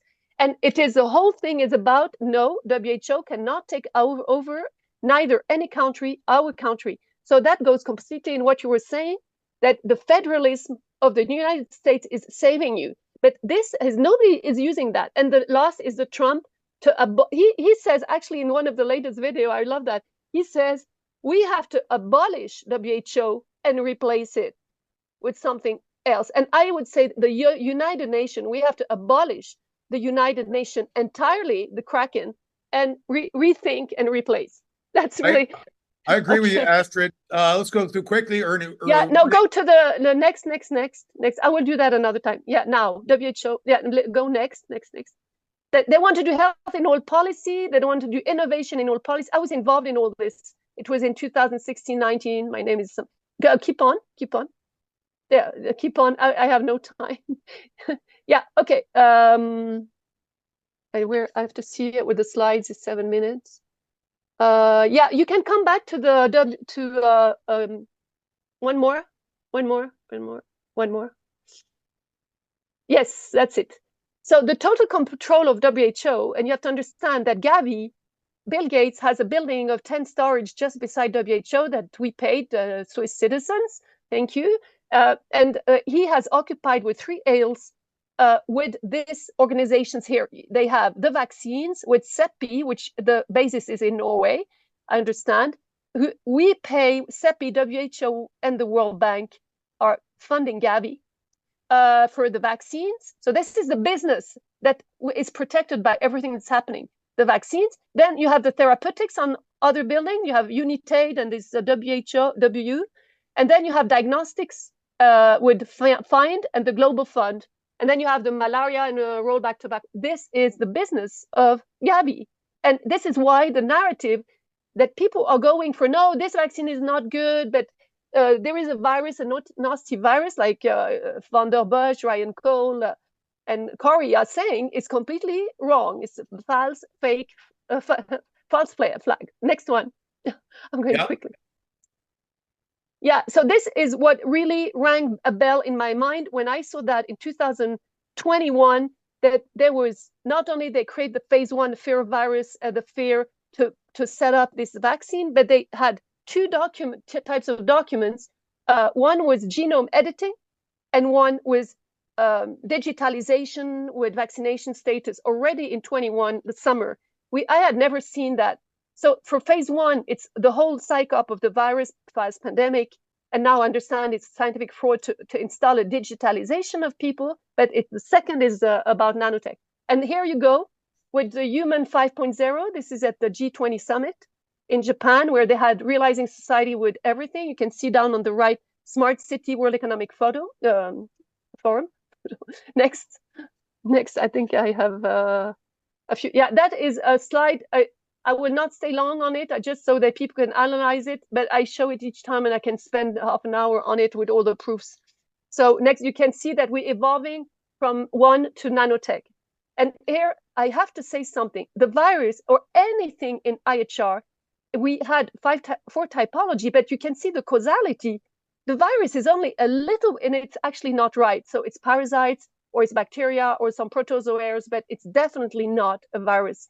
And this is all the diseases that were in the picture in WHO, that we even have experts on chemical, Gutschmidt is called, then you have on Infosan, on nutrition, and you have radionuclearies out of WHO. It's actually the International Atomic Agency. And here, I've shown it every time that it is not biological. We are in a nanotech AI world, and Yep. everything in the vial is non-biological. Even when they say mRNA, we should say, what are you talking about exactly? And so that got me censored. Each time I can identify people who are on the business of virus narrative.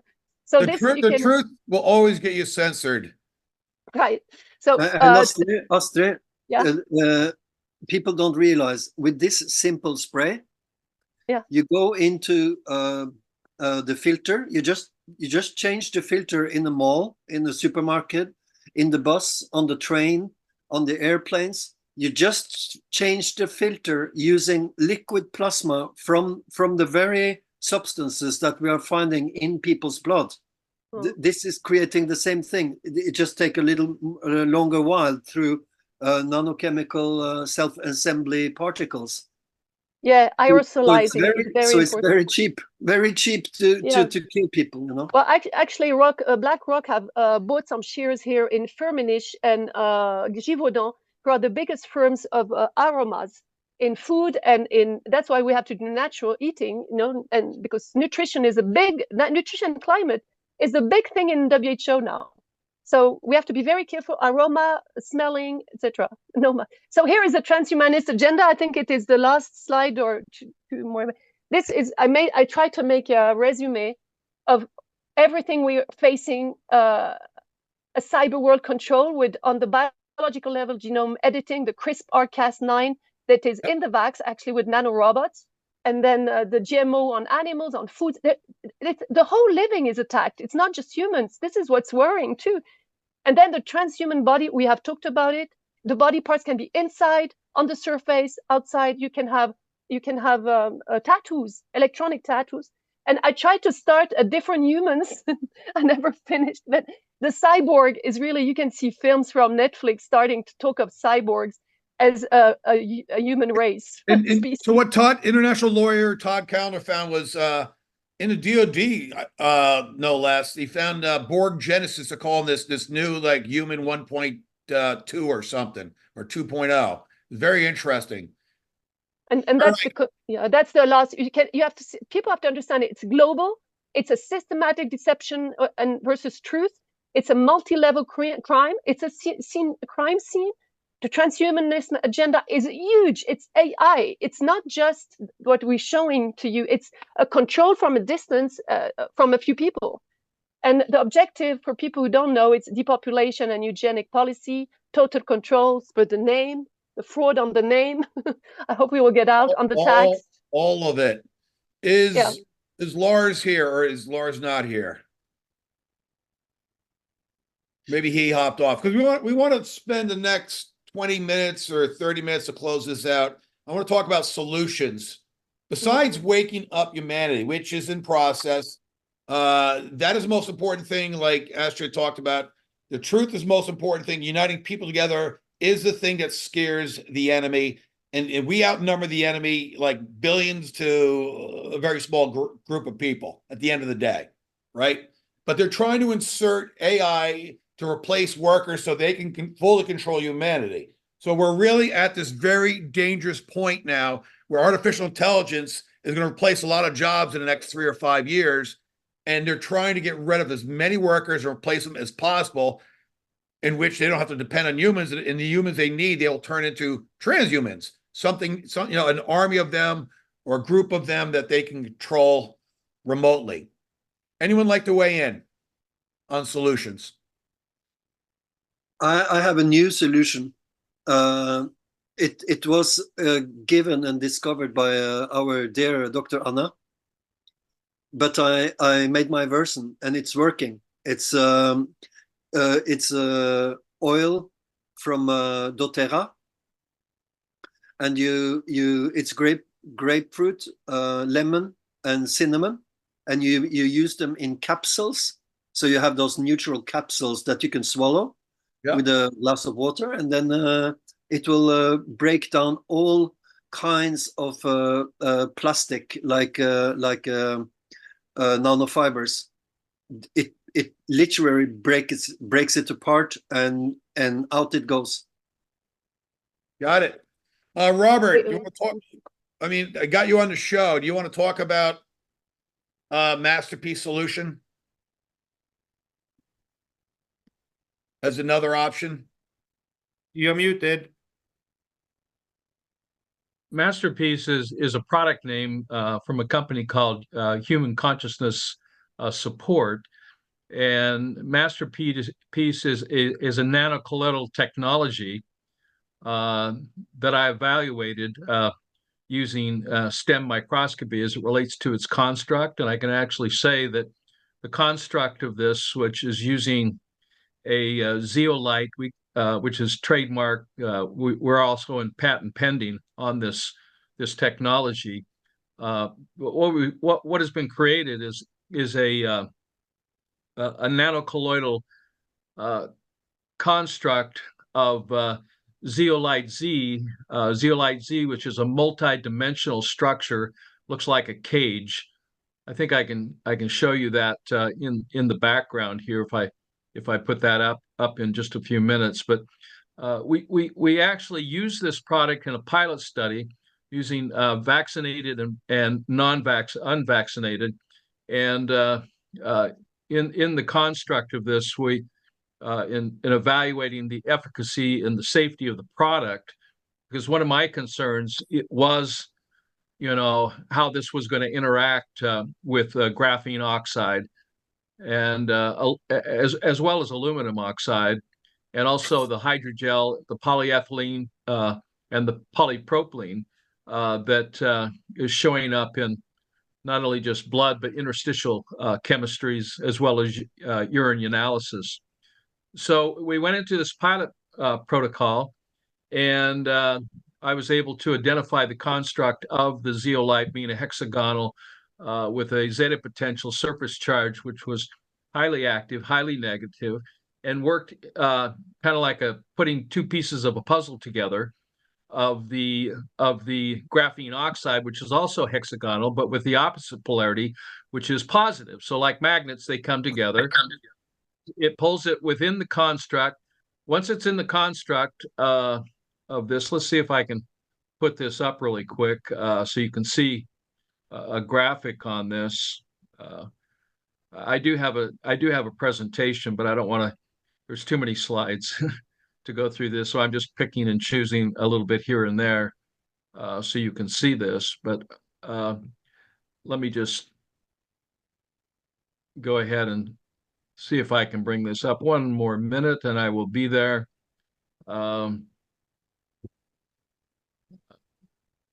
The first slide here is just the micrograph of the construct.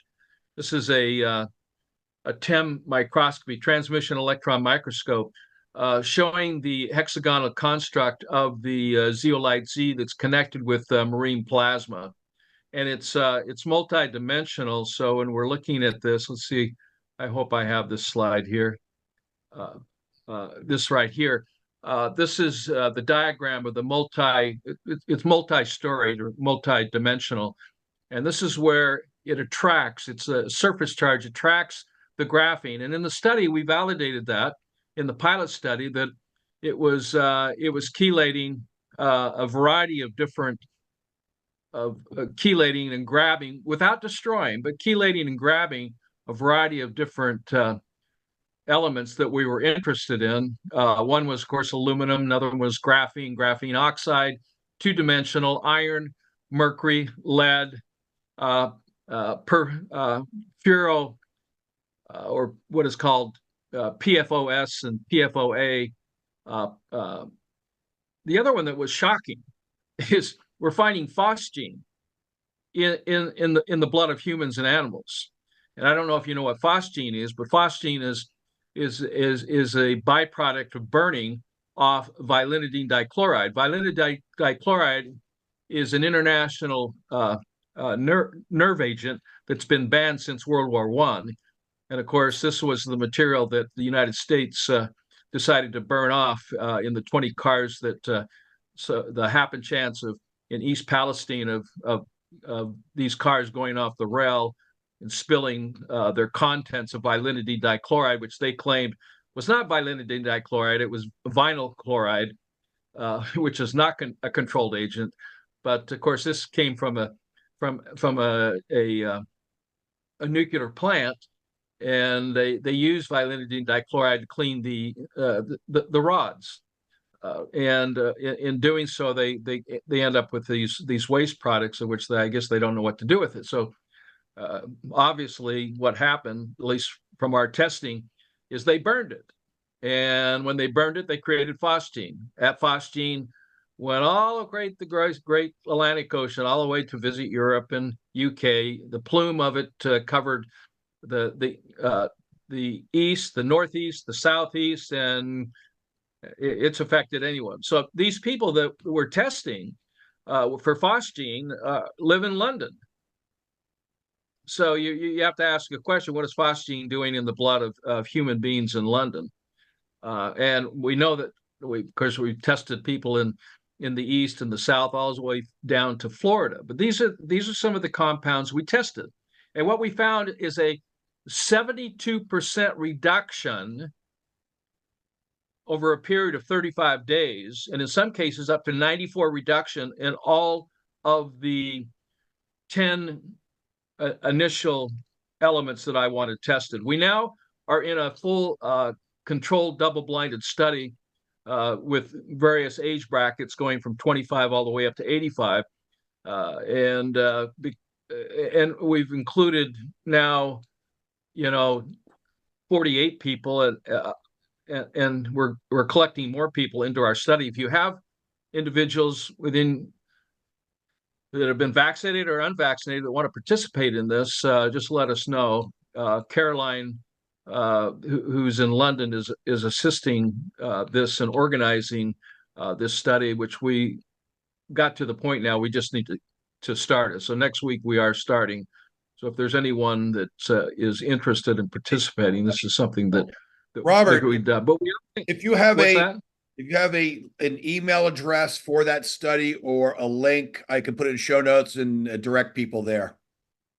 Yeah, I mean, the best way to get to it, the easiest way to go to it is drrobertyoung.com. You're going to find the information on the pilot study. You're going to find these charts on several of my articles. I mean, there's 600 articles there, so you can get lost in it. Yep. But they're the ones on the first and the second page. You can check it out. That's drrobertyoung.com. But the product is called phosgene, and when you look at the construct of graphene, oh, you can't see that. Okay, that's right. I've got the 1 second. I'll put this up. When you look at the construct of graphene, you can see it here. It's very similar. It's hexagonal in shape, and I put them side by side where you can see the zeolite Z. This is a very special material. We're talking about atom size down to subatomic size, and here we see the hexagonal graphene here to my left shoulder. If you're looking on the screen, of course, I guess it's my right shoulder. But anyway, you can see the opposites here, and we're just blown away. We're blown away to see in such a short period of time we can remove a lot of these particulates that are showing up in the blood from things that are being either transfected through chemtrailing or in our water because they're using graphene oxide for detoxification of plastics, and so we're finding that to be a problem, getting rid of the plastics in exchange for graphene. What a great choice. So these are the problems. So the product is called MasterPeace, and there are some links for that. I don't have any financial connection with the company. I'm completely independent research scientist. My outcome is to get a solution to the pollutions. We have the solution to the pollutions. And the beauty of this, you only have to take 2 to 3 drops 3 times a day or 5 drops twice a day. For children, you have to cut everything in half. And for animals, in many cases, like cats, you have to cut everything like just down to 1 drop. But so if you have a cat or a dog, if you're talking about a horse, that's a whole different thing. You have to increase the dosage. But the basic philosophy is more based on homeopathy, where less is more and more is less, and less more often is better than more less often. So when you put this into play, this helps to reduce the load of these toxic synthetic compounds and heavy metals, and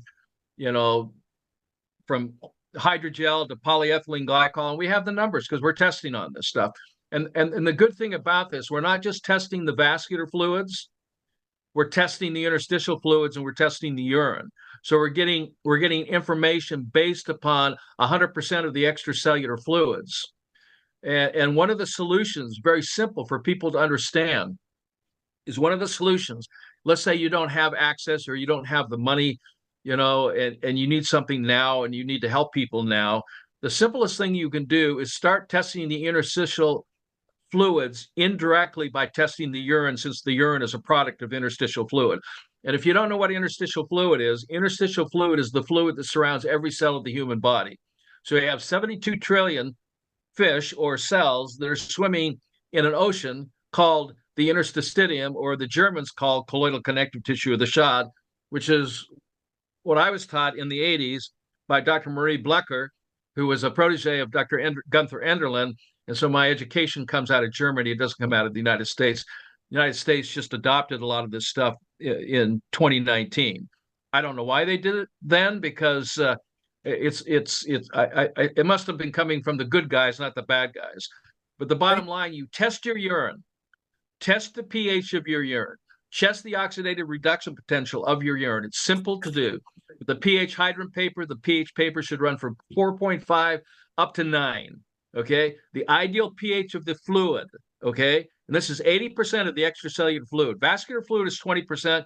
If you'll do this for the interstitial fluid, it'll benefit the blood. So you don't have to concern yourself with the pH or the ORP of the blood, even though ideally it should be at 7.365 at negative 25 millivolts.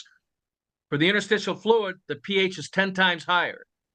It's 8.4 to 9. If you're injured or hurt, you've got to push the envelope on the interstitial fluid and push that up. Now, if you're doing something as simple as taking a compound which the stomach manufactures by taking water, salt, and carbon dioxide, 90% of the carbon dioxide that's made by the cell is used by the stomach lining.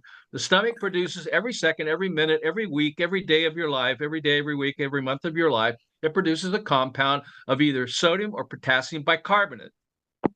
When interstitial fluids are in decompensated acidosis, your potassium levels are going to go up, and especially in the blood.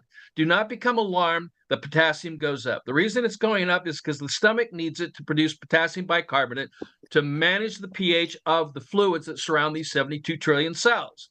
So how do you do this? You become your own doctor. You become sovereign with your body, because it is your body, it is your life, and it is your choice. You take a $10, you take a 1 penny cent, pence, whatever you want to call it, strip, pH strip. You test your urine first thing in the morning. Why first thing in the morning? Because that is the flood, what is called the acidic flood. This is when you're the most toxic, the most acidic. That's why you get up, the first thing you do is you pee, right? The reason you're peeing is you're peeing away waste, toxins, acids. Well, if you test the pH, you're not going to find very few people who will end up with a morning pH of 8.4. Generally, it's down in the 5s. Well, that's unacceptable when you're looking at the pH scale, which goes from 0 to 14. And if you're in 5 and you need to be in the 8s, you're 10,000 times more acidic than normal. 10,000 times. I don't even know how the body survives in that. The blood would die because you only have to go to 6.9 from 7.3 to go into a coma and death. So the interstitial fluids is more tolerable. It's dealing with the intercellular and the blood. So you test your urine, pennies. If the pH is below 8.4, you simply take 1 teaspoon of baking soda, you put it in 2 ounces or 120 to 240 mLs of distilled water. You put the baking soda in there, the sodium bicarbonate. If you have potassium bicarbonate, you can do 50-50 of each, right? You put that in there, and you drink it 3 times a day. And what you do is you force up alkalinity. This is how you demagnetize. You demagnetize by alkalizing, and not just casually doing this. I mean, you're hyperperfusing alkalinity. Now, people might say, oh, Dr. Young, isn't that going to cause alkalosis? Well, it doesn't, because the chemistry of looking at hydrochloric acid or carbon dioxide or whatever acid, lactic acid, it takes anywhere from 28 to 48 times of 1 part sodium bicarbonate to neutralize that 1 part of lactic acid or acetic acid or citric acid or hydrochloric acid, 1 part to maintain a pH of just 7.4. And now we're talking 10 times higher than that. It is impossible to hyperperfuse alkalinity. So do not worry about alkalosis. Test your urine, push the envelope. This compound is inexpensive. And if you don't want to worry about the combinations of using the electrolytes in a bicarbonate or carbonate form, then just go to phmiracleproducts.com and buy the 4 salts. There you go. And that's it. I mean, that's the single most important thing you can do. Test your urine, correct it as if you had a swimming pool outside your body. Some people own one, some people don't. If you don't attend to that swimming pool, you know what's going to happen. But guess what? No one here on this panel is attending to their own internal swimming pool. Well, maybe I should be maybe not so bold in that statement. There may be some of you that are doing this, but the bottom line is the simplest, most effective way to demagnetize and make this technology ineffective in your life. Period. Thank you, Dr. Robert Young. We're going to have about 3 minutes for anyone to close out whatever they'd like to discuss related today or something, but to help humanity wake them up, find solutions. Let's go. Anders, let's start with you. Go ahead. Very well. I want to share a screen. Can I do that? Sure, but only 1 slide. You don't have 5 slides, do you? Because we don't have time for it. I mean that. I'll bring in a separate show. So if you're going to walk an entire deck, I don't want to do it. I'm just letting you know. I do it. Just go to the slide. Anders, go to the slide. In a New York minute. Let's go. Let's go. New York minute. Okay. So what we need to think of is that the whole planet Earth is now under attack, and it might be good to save ourselves, and that is number 1. It's like in an airplane. You need to first take care of yourself before you should help others. But we need to go into others. So what is in my general comment is that in USA, the state is the jurisdiction for health.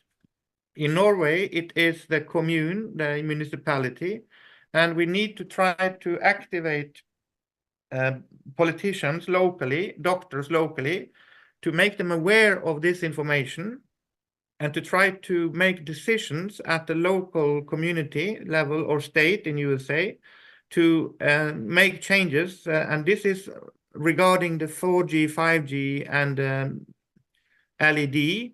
It is about the virus. There is no need for any vaccination for a virus which do not exist.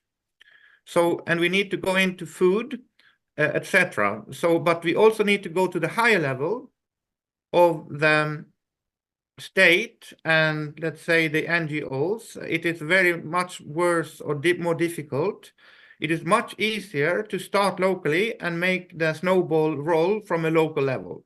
That is my comment. Great, thank you. Vera, please weigh in. I think that the more that we can tell people really to give them some of the cleansing, things that you have, this should be really all over the place. And I think they'll go nuts with something like that. In other words, you're self-prescribing something that I understand is reasonably priced and non-toxic. I think people are going to be much more self-reliant. Everyone who's waking up realizes you can't trust the experts. We were constantly told the experts, the experts, the experts. Well, they now realize that the experts weren't so expert and aren't really their friend.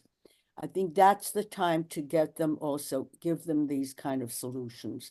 And I agree totally, Dr. Anders, that yes, in the United States, local is what makes the difference. And, you know, I mean, that's the way the health and public health and all that really emanates from, if they use it. I mean, if they don't use it, then the federal government dictates, and that's what happened with COVID. Thank you. Go ahead. No, but I think that people are, and the good news in the United States, definitely, and I think elsewhere probably too, is that the least open-minded, the least awake are the most educated. The ones who have sat at universities the longest are far more brainwashed than anyone else. Blue-collar people get it. They really did not buy into it, and I keep hearing from them, and they say, "Oh, you mean that hoax?" There are a lot of, to Vera's point, a lot of doctors and nurses that got vaccinated and are dying off now. So the entire healthcare system that you used to know is literally dying off. It's rotting from the inside out. So, Well, but beyond the corruption, they've got some real challenges ahead of them. Regula, would you like to close out?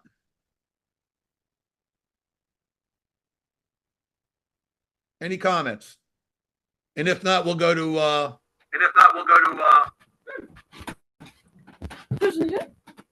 hi, would you like to have any final comments from the audience? I think it's, do you hear me? Yep. I have to. Yeah. Everybody's has to get aware of it. I mean, it has to become. I don't get the video activated. What's Oh, so you just listen. I don't get the video. It's everybody's concern. It's not a thing of experts. It is a thing of experts. So to learn that the so-called experts of the governments are oftentimes not really experts. And to a certain extent, it's important that everybody gets some information and stands up for nature, for life, for everybody. Great, thank you. Shell Torta. Thank you. Shell Torta. Responsibility. Shell, you there? Yeah, I'm here. Yeah, Skull, your turn. Dean 2. My turn, okay. I say humanity as a whole needs a universal declaration of independence from all of this. That's one way to step aside. You can write a declaration of independence for like everything they put in. But going on what Anders was talking about, wake up local politicians, wake up the good guys inside the police, wake up the local military, National Guard, file charges for biological and chemical terrorism against all players on the field, all organizations that are against us. And the charges against terrorism has to be investigated or to break their own justice system. And many think like, oh, we have filed charges, yes, but like crimes against humanity and all of this has been taken out of the local justice system. It is put like to the guys at Hague and United Nations and so forth. But terrorism acts, that's universal, that they have put down in every system there is, because terrorism is one of the longest going brainwashing programs that they have going today.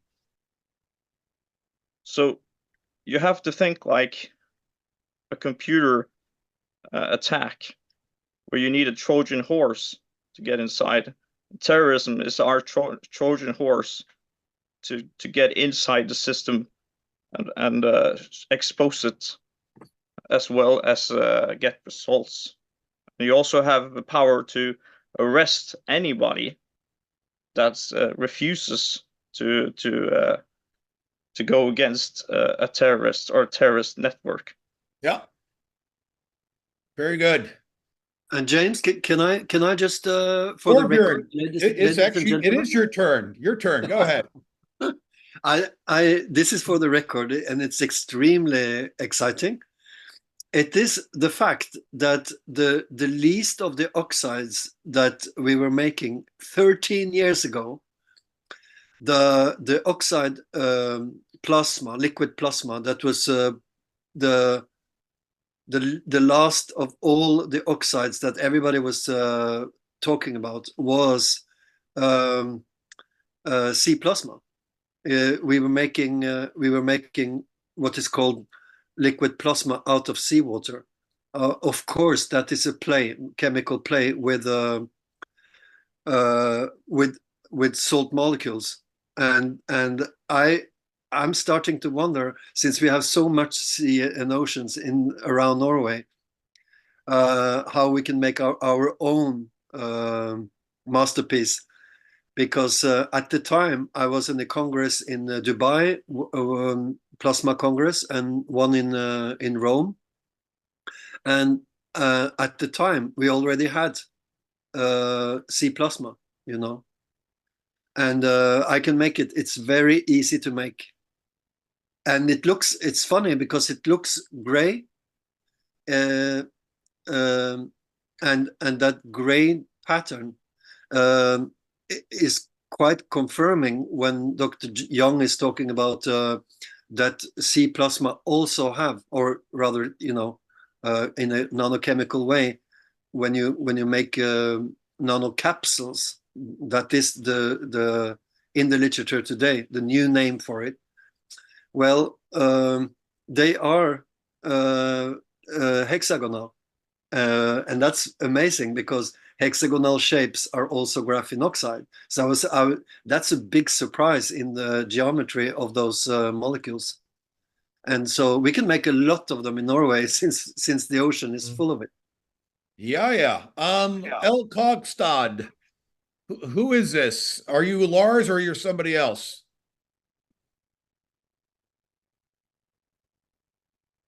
I'm Lars. Okay, Lars, you're here. Go ahead and close. I'm in my car. I'm going to bring you on a separate show, and I bring Shell on a separate show in the near future for sure. Go ahead and close out in 3 minutes or so what we need to do to save humanity. And if you're saving humanity in Norway, then we could replicate it worldwide. Go ahead. Exactly. So we are connected with Denmark and Sweden, and with your network, if we come up with something smart with all these smart people like Anders and Thorbjørn in my country and Kjell Tore, we will definitely spread it in those networks. Basically, we need to detox the whole nation, the people, also animals, the nature. We need to go out where we grow our crops. We have to detox and clean it up. We have one guy in Norway who is doing this with mushrooms, and in 1 year, every heavy metal and everything. He's been discovered, so he is invited to some countries in Europe. I know him. His name is Evan, so I will bring him on. And basically, I leave it up to you guys with the solutions. I will try to implement it and try to communicate with the people, try to become efficient. We have meeting places in several communities in Norway. We will open up churches and every meeting area. We will inform, and we have thousands and thousands of people all over Norway in some fabulous Facebook groups and other groups.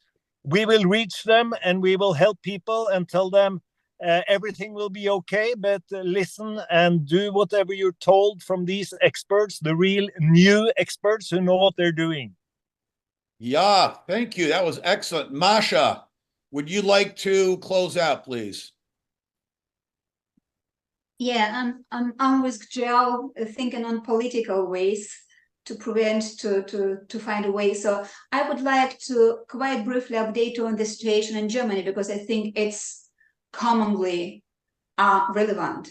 What happened there, if you're not aware, by a court order, similar to what happened in the US. By a court order, the highest medical authority reporting directly to the health ministry, to the health minister, to the idiot. Anyway, they were forced to disclose documents And these documents say clear, black and white, that all the lockdowns and all the emergency state was political. So meaning on March 16th, they evaluated the situation as being not dangerous. And then they wrote, as soon as we've got a go from reducted, we are going to scale up to high dangerous level. And this one justified all the measures, including lockdowns, suicides, and the hugest medical experiment on the human beings. And what happened in Germany, it happened everywhere. That's why this is so relevant. Half a year later, they wrote that the lockdowns caused more damage than the disease itself. And a couple of days later, they ordered a lockdown by the order from up there, just the same. So what's going on now? The mainstream media are in a panic mode, deleting all of their propaganda articles on masks, on the discrimination of not vaccinated, on the mandates, and on and on and on. So, which is why I think we need, yes, to address our demands locally, but we need to include media, to inform media about what is going on in Germany. They are obviously scared of the liability, but since all the media around the world did just the same, these are our recipients as well. I think it's quite important to push and to push hard. I agree. Got to take down the media, big media for sure. Astrid, always a pleasure to have you on. Please close out.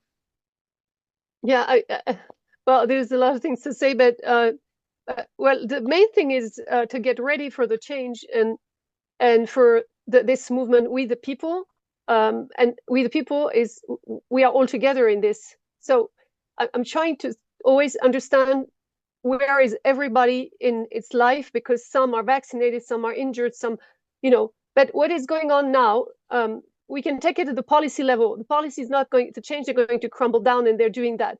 The law system, the legal system is stuck because I have lawsuits against the media, and I'm trying to gain time. I let it go, because I know that with time we can win. So everybody can take legal action, but you have to be in time aligned with what's going to happen with the shift of this alliance and everybody else. We have to be ready. So what I just want to say that in Norway, I was at the tour team to be an expert with Torkel and somebody else, and I could see that everybody putting the fault on everybody else. So the hospital is giving the fault to the Minister of Health. The Minister of Health is giving to the president to WHO.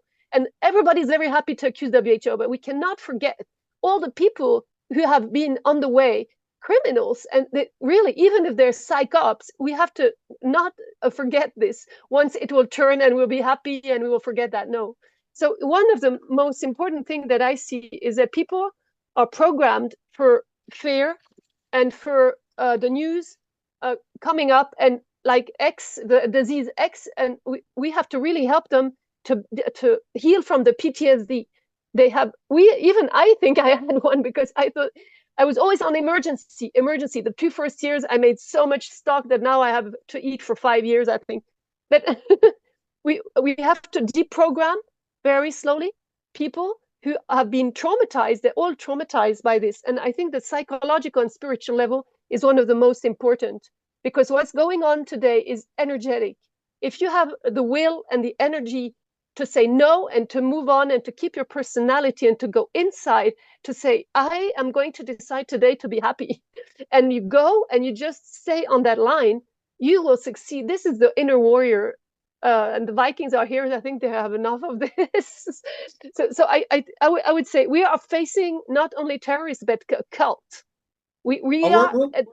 I call the entire cult, I call them the COVID death cult. What I call them. CDC, COVID death cult. That is what we've been fighting for the last 5 years. Go ahead, Astrid. Yeah, and everything we're seeing with the CERN, everything, it's invaded with this cult energy. And this has to just shift.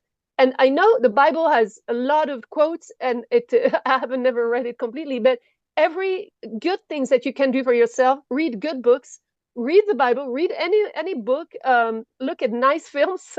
There are not many, or with the critical thinking, even beauty. They're attacking beauty. They're attacking music that is beautiful. So we have to reprogram our life and your lifestyle.